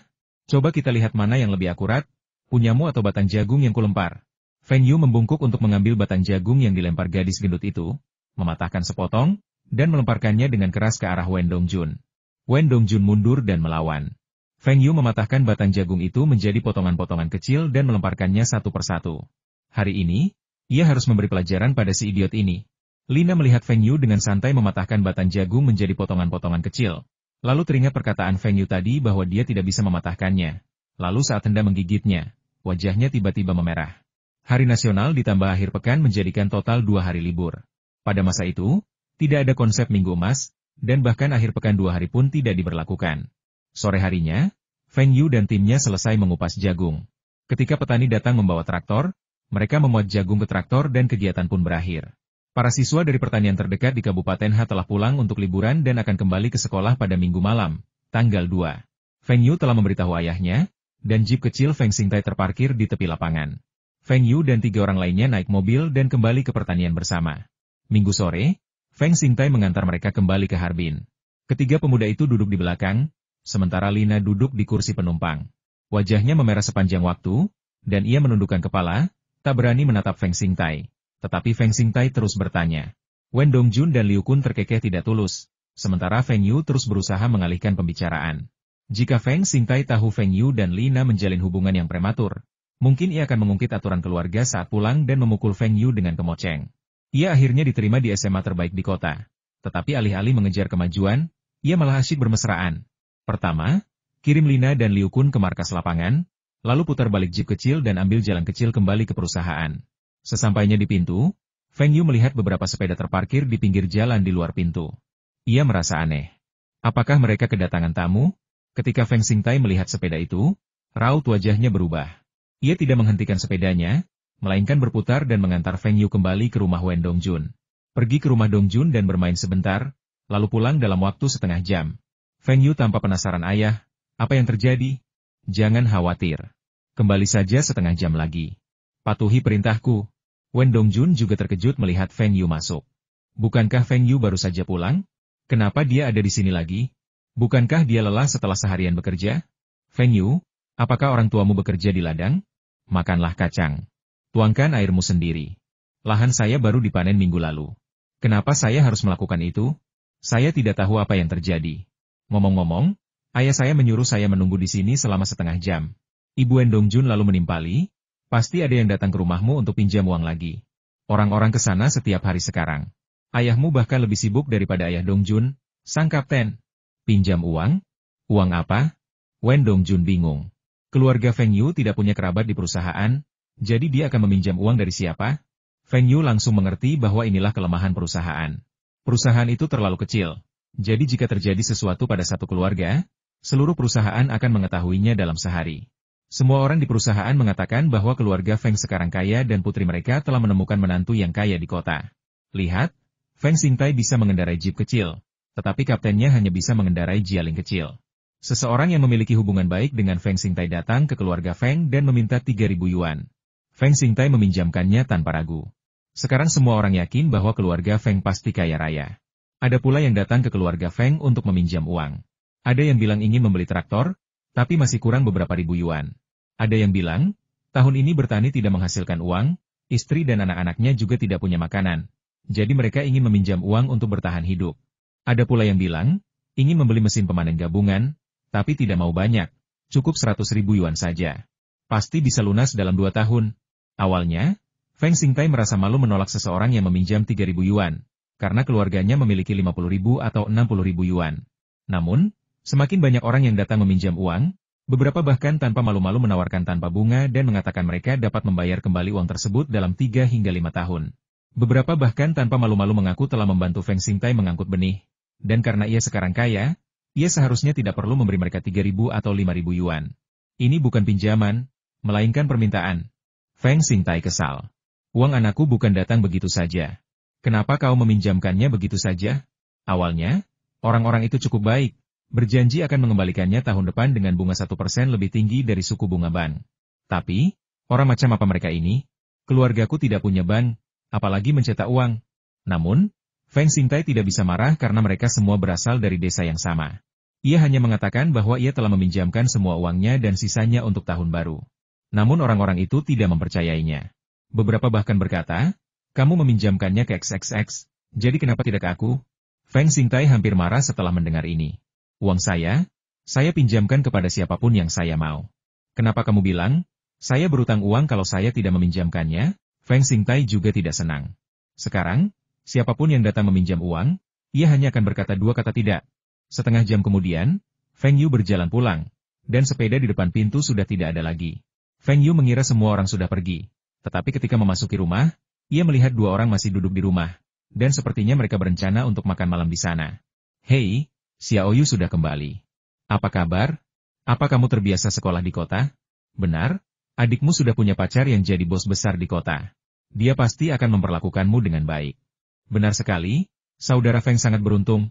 Putrinya telah menemukan suami yang kaya, dan putranya juga menjanjikan dan berbakat. Ketika dia masuk universitas, dia pasti akan menjadi pemimpin ketika pulang. Feng Yu tiba-tiba bertanya dengan rasa ingin tahu. Paman Song, Paman Zheng, kenapa kalian ada di rumahku? Sudah larut malam, kalian tidak pulang untuk makan malam? Senyum di wajah mereka berdua membeku. Anak ini berusaha mengusir mereka. Untungnya, Feng Xingtai berbicara saat ini. Xiao Yu, apa yang kamu bicarakan? Mereka berdua tersenyum lagi. Feng Xingtai masih harus menjaga harga dirinya. Dia harus mengundang kita makan malam nanti. Dia tidak hanya akan memasak beberapa hidangan, tetapi juga akan menyediakan anggur. Lalu, kita akan meminjam uang di depan anak-anak. Beranikah kau menolak? Feng Xingtai melanjutkan. Bagaimana mungkin Paman Song dan Paman Zheng tidak tahu kapan harus pulang untuk makan malam? Apa kau perlu mengingatkan mereka? Senyum di wajah mereka membeku lagi. Apa mereka masih bisa bilang tidak mau pulang dan makan malam di rumah Feng? Tidak ada yang mau menahanmu di sini, jadi tidak ada gunanya kau tinggal di sini. Ya, ya, kami akan pergi. Saudara Feng, saya akan kembali besok dan kita lanjutkan diskusinya. Aku juga pergi. Kakak Feng, kau tak perlu mengantarku. Feng Xingtai menghela napas sambil memperhatikan mereka berdua pergi. Zhang Wuhua juga masuk dari ruang luar saat itu. Melihat Feng Yu, kekhawatiran di wajahnya langsung sirna. Nak, kamu pasti lapar. Ibu akan memasak untukmu. Kamu mau makan apa? Kentang suwir goreng, dan aku ingin makan telur bebek asin. Setelah ibunya kembali memasak, Feng Yu bertanya kepada ayahnya. Ayah, berapa banyak uang yang telah kita pinjamkan, dan kepada berapa banyak orang? Saya sudah meminjamkan lebih dari 40.000 yuan kepada sekitar selusin orang. Mereka semua punya faktur, ada yang bisa melunasinya dalam 1 tahun, ada yang 2 tahun. Adu uang sebanyak itu memang tidak baik. Feng Xingtai menyalakan sebatang rokok dan menghisapnya dalam-dalam. Ayah, ayo kita pindah ke kantor pusat. Bukankah mereka membangun gedung baru tahun ini? Ayo kita beli apartemen dan tinggal di sana. Jauh dari orang-orang tak tahu malu ini. Enggak. Kalau kita beli rumah, apa mereka nggak akan pikir kita udah kaya dan punya alasan buat pinjam uang? Kita nggak bisa pindah tahun ini, setidaknya. Ayah, ayo kita pinjamkan saja. Keluarga kita memang sudah kaya. Belum lagi lebih dari 40.000 yuan, bahkan lebih dari 4 juta yuan sudah cukup untuk kita. Tapi meminjam uang seperti ini bukanlah ide yang bagus, terutama untuk orang-orang seperti Paman Song dan Paman Seng. Mereka hanya bermain mahjong setiap hari dan bahkan tidak bertani di rumah. Meminjamkan uang kepada orang-orang seperti itu tidak ada gunanya. Mereka tidak akan mampu membayarnya kembali. Bagaimana kalau ayah memikirkan cara agar perusahaan kita bisa menghasilkan uang, dan ayah bisa mengajak beberapa orang lagi untuk menghasilkan uang bersama? Feng Yu punya ide bagus, yang seharusnya bisa menyingkirkan orang-orang menyebalkan ini. Cara menghasilkan uang? Apa yang bisa dilakukan perusahaan pertanian kita? Kita hanya punya makanan di sini, tidak ada yang lain. Orang-orang di perusahaan bekerja keras dan pandai bertani. Tapi siapa yang tahu keterampilan lain? Feng Xingtai menggelengkan kepalanya. Apa yang dikatakan Feng Yu sama sekali tidak realistis. Ayah masih tidak percaya? Ayah bilang kita punya biji-bijian di sini. Jadi mari kita olah. Membuat minyak kedelai, tepung jagung, dan gula dari bit tidak terlalu sulit. Ayah punya beberapa peralatan siap pakai. Siapapun yang punya otak mumpuni bisa mengoperasikannya dalam 2 atau 3 hari dengan sedikit latihan. Sangat mudah. Pertanian Soviet menurun dari tahun ke tahun, dan perusahaan-perusahaan pengolahan biji-bijian terkait juga berada dalam kondisi semi tutup. Karena Kirilenko bisa mendapatkan lini produksi untuk mesin pertanian, mendapatkan beberapa mesin pengolahan biji-bijian mungkin bukan masalah. Dengan pertanian sebagai tulang punggung mereka, pengolahan biji-bijian jelas memiliki potensi besar. Meskipun mereka mungkin tidak menghasilkan banyak uang saat ini, mereka kemungkinan akan melihat masa depan yang lebih baik. Soal penjualan, Feng Yu bisa menjamin kesuksesan dengan ide apapun. Yang penting adalah Feng Yu memikirkan cara yang baik untuk mengubah situasi di mana semua orang di perusahaan datang ke rumahnya untuk meminjam uang. Dan dia juga bisa memimpin penduduk desa di perusahaan untuk menjadi kaya bersama. Serius? Peralatan itu lumayan mahal, kan? Lagi pula, gudang biji-bijian, departemen biji-bijian, dan tempat-tempat lain di pertanian kita semuanya memproduksi barang-barang ini. Apa kamu yakin kita bisa menjualnya setelah kita memproduksinya? Jangan khawatir soal penjualan. Saya jamin, setelah produknya diproduksi, harganya pasti tinggi. Uang untuk membeli peralatan juga bukan masalah. Dan kita bukan satu-satunya yang berinvestasi, kita perlu mengumpulkan dana. Penggalangan dana? Ya, penggalangan dana. Besok kami akan meminta perusahaan mengumumkan melalui pengeras suara bahwa kami akan mendirikan pabrik dan mengolah biji-bijian. Jika ada yang bersedia bergabung, mereka harus membayar dan menjadi pemegang saham. Kami akan menghitung berapa banyak saham yang kami miliki berdasarkan rasio investasi kami, dan di akhir tahun, kami akan membagikan dividen berdasarkan saham kami. 100 yuan per saham, mulai dari 1.000 yuan. Semua orang di perusahaan dapat berpartisipasi. Minimal 1.000 yuan? Agak terlalu banyak. Ada cukup banyak orang di perusahaan yang bisa menyumbang, tapi tidak banyak yang mau. Feng Xingtai masih merasa ini belum cukup. Banyak rumah tangga di perusahaan yang pendapatan tahunannya kurang dari 1.000 yuan. Setelah dikurangi biaya makan dan minum, mereka hanya bisa menabung sekitar 100 yuan setahun. Meskipun ada beberapa orang kaya, siapa yang mau berinvestasi di pabrik pengolahan biji-bijian? Anak ini memang jago di bidang lain, tapi kalau soal pertanian, dia masih belum cukup jago. Ayah tidak percaya? Aku membelikan kita mesin pengolah biji-bijian yang lebih canggih dari Uni Soviet. Hasil minyak kedelai olahan kita lebih tinggi daripada di depot biji-bijian. Tepung terigu digiling lebih halus, dan hasil gula bit kita bahkan lebih tinggi. Ayah pikir kita bisa menghasilkan uang? Begitu Feng Yu melihat ekspresi ayahnya, dia tahu bahwa ayahnya meragukan kata-katanya. Jadi dia menambahkan beberapa kata lagi untuk meyakinkan ayahnya. Mesin pengolah Soviet? Feng Xingtai langsung percaya. Menurutnya, mesin-mesin produksi Uni Soviet pasti jauh lebih canggih daripada buatan Tiongkok. Benar, ayah. Tunggu saja apa yang terjadi. Setelah makan malam, ayo kita pergi ke rumah Dong Jun. Kita butuh dukungan kapten untuk ini. Sekitar pukul 8 malam, Feng Yu menghabiskan lebih dari setengah jam membujuk Wen De Guang, dan akhirnya membuat Wen De Guang percaya bahwa hal ini dapat dilakukan dan bahwa dia dapat memimpin perusahaan untuk menghasilkan uang. Keesokan paginya, banyak anggota rombongan terbangun oleh suara keras pengeras suara. Banyak keluarga baru saja selesai panen musim gugur, dan gabah sedang dikeringkan di halaman. Mereka akhirnya bisa beristirahat beberapa hari. Jadi mengapa mereka berteriak sepagi ini? Perhatian, semua orang di perusahaan. Kabar baik, kabar baik. Feng Xingtai dari perusahaan kami berencana membuka pabrik pengolahan biji-bijian. Kami sedang menggalang dana dari semua orang di perusahaan. Jika ada yang berminat, silakan datang ke kantor pusat perusahaan. Pagi-pagi sekali, berita itu disiarkan terus-menerus, dan semua orang di perusahaan mendengarnya. Banyak orang tidak mendengarnya dengan jelas, tetapi mereka semua bergegas ke perusahaan karena penasaran. Siap untuk bertanya apa yang sedang terjadi. Hei, saudara Feng, kamu sudah kaya raya dan akan membuka pabrik sendiri. Tapi kamu masih bilang tidak punya uang untuk dipinjamkan kepada kami? Ada apa? Tidak bisakah kamu meminta sedikit bantuan dari perusahaan?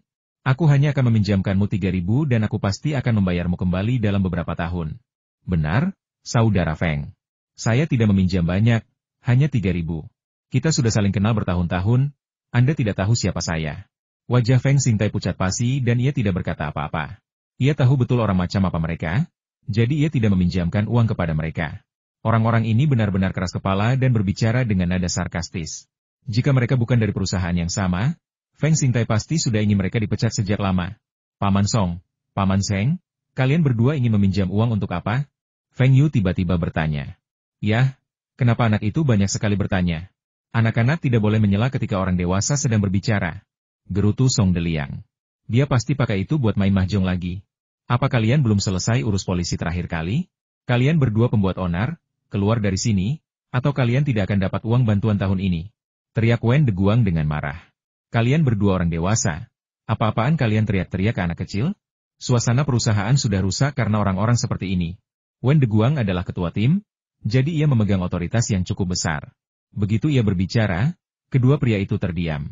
Namun, mereka tidak pergi. Mereka tetap tinggal untuk menyaksikan keseruannya. Feng Xingtai, bukankah kau berencana menggalang dana untuk membangun pabrik? Kami akan memastikan kau tidak berhasil. Semuanya hampir sampai. Xingtai, ceritakan pada kami apa yang terjadi. Feng Xingtai berdiri dan mengulangi cerita yang sama yang diajarkan Feng Yu kemarin. Ia tidak menyebutkan mesin pengolahan Soviet, tetapi hanya mengatakan bahwa ia ingin memulai pabrik pengolahan biji-bijian dan siapapun yang tertarik untuk bergabung dapat berinvestasi di dalamnya. Sistem ini disebut sistem saham gabungan, dan sebagian besar pabrik swasta milik negara dijalankan dengan cara ini. Jangan percaya omong kosongnya, dia mencoba menipumu. Apa-apaan investasi ini? Dia cuma memasukkan uangmu ke sakunya. Lalu dia akan menyimpannya di bank dan menghasilkan uang dari bunganya. Teriak Song Deliang. Ya, Feng Xingtai memang kaya raya. Dia ingin mendirikan pabrik, tapi masih butuh kamu untuk menggalang dana? Kamu belum baca di koran. Banyak orang di selatan yang tertipu seperti ini. Feng Xingtai pembohong besar, kata Zheng Guangming. Kalian berdua diam saja. Menyebarkan rumor itu ilegal. Kalian pemalas dan menganggur setiap hari. Dan masih berani membicarakan orang lain di sini? Kalian telah menyia-nyiakan nama pemberian orang tua kalian.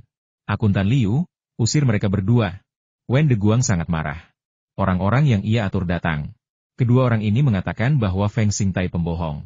Bukankah itu juga termasuk dia? Namun, Feng Yu merasa kedua pria itu terlalu kooperatif.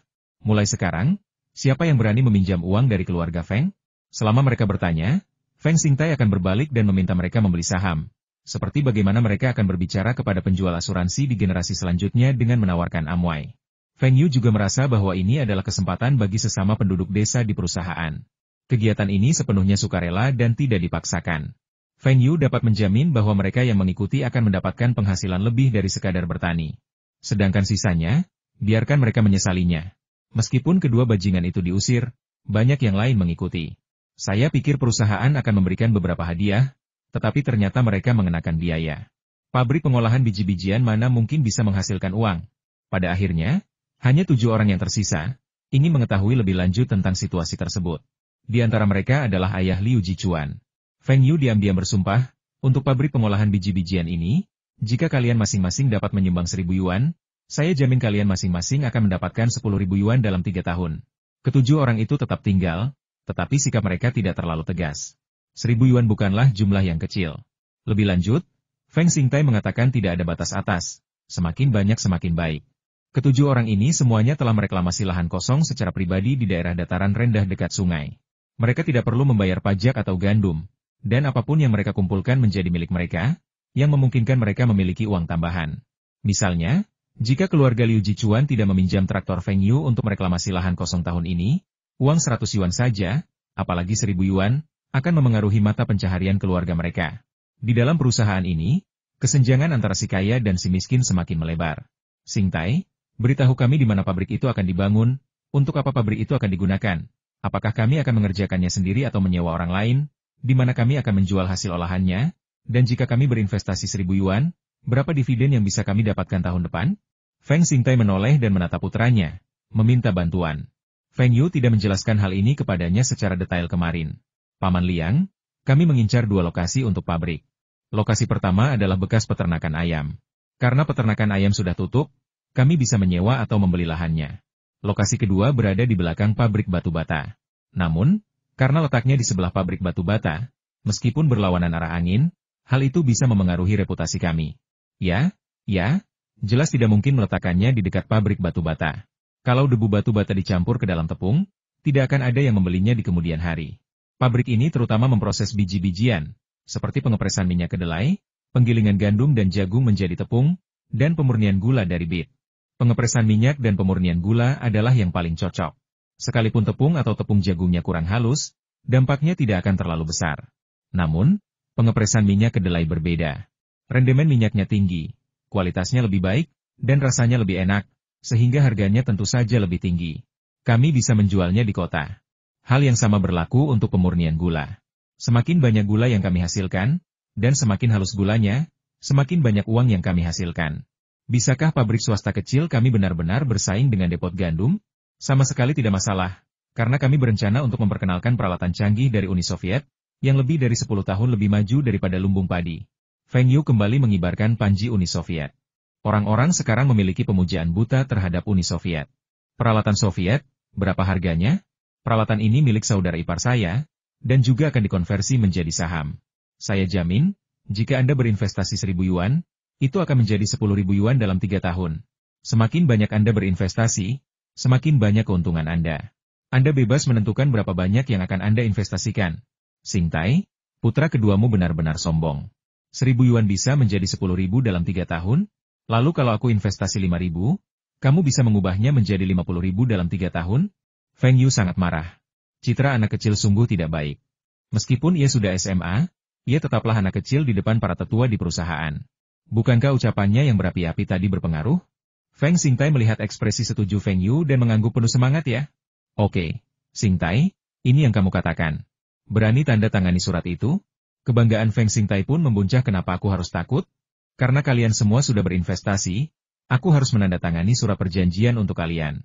Kalau aku tidak bisa memenuhi janjiku dalam 3 tahun, kalian boleh ambil mesinnya. Baiklah, kalau begitu saya akan berinvestasi. 10.000. Feng Yu menoleh. Seperti dugaannya, ia adalah orang pertama di perusahaan yang menjadi kaya. Ia memang dermawan. Namun, karena ia memiliki traktor dan mesin pemanen, dan merupakan orang pertama yang membuka lahan kosong, wajar baginya untuk mendapatkan penghasilan lebih. Dengan seseorang yang memimpin, yang lain mengangguk setuju. Kamu menginvestasikan 3.000, dia menginvestasikan 2.000, dan lagi pula, mereka menginvestasikan uang sebanyak yang mereka bisa. Jauh lebih hemat daripada menyimpannya di bank. Paman Wen, ayah, ayo kita pergi ke kantor lapangan dan mencari direkturnya. Ketujuh orang itu baru saja setuju. Tetapi Feng Xingtai belum menerima uangnya. Ia akan mulai menerima uangnya setelah menentukan lokasi pertanian. Wen De Guang masuk ke mobil dengan gembira. Feng Xingtai sedikit terkejut. Kapten, saya bisa mencari direktur sendiri untuk urusan ini. Tidak perlu merepotkan Anda. Feng Yu memutar bola matanya. Dia benar-benar berpikir Paman Wen hanya datang untuk membantu. Dia datang hanya untuk pamer. Perekonomian sedang memegang kendali, dan itu juga berlaku untuk pertanian.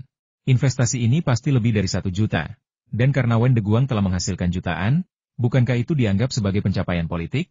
Ayah, nanti ayah yang akan mengatakannya. Feng Yu mulai memberi instruksi pada ayahnya lagi. Manajer pertanian memandang 3 orang di depannya. Ia mengenal kaptennya, Wen Deguang, tetapi 2 lainnya adalah orang asing. Namun, Wen Deguang mengatakan bahwa mereka berasal dari perusahaannya. Setelah dibujuk Wen Deguang, mereka berencana menginvestasikan 1 juta untuk membangun pabrik pengolahan makanan di pertanian tersebut. Mata manajer pertanian terbelalak saat itu. Investasi 1 juta dolar. Kapan bos sebesar itu muncul dari pertanian? Sebagai manajer pertanian, ia sama sekali tidak tahu. Bos Feng, Anda punya 1 juta, kenapa harus berinvestasi di pengolahan makanan? Anda bisa melakukan hal lain, seperti pembiakan. Baik unggas maupun ternak, kami punya pakar dari cabang atau bahkan kota untuk memberikan bimbingan rutin.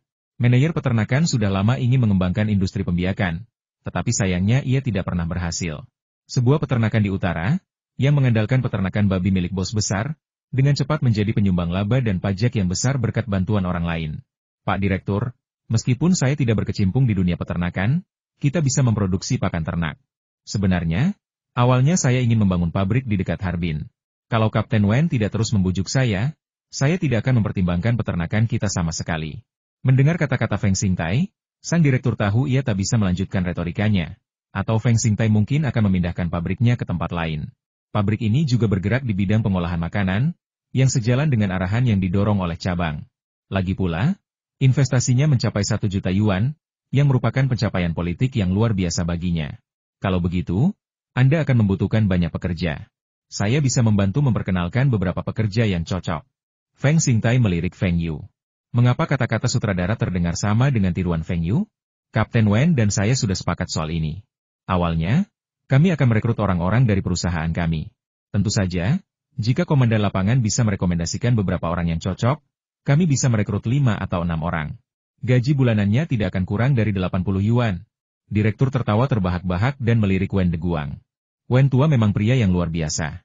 Ia tak hanya menyediakan beberapa tempat untuk para pekerja, tetapi juga menyisakan beberapa tempat untuknya, memberinya ruang gerak. Nah, wakil direktur Gu akan segera pensiun, dan kita sedang kesulitan untuk mencalonkan seseorang. Jadi, mari kita dorong Wen Deguang ke atas.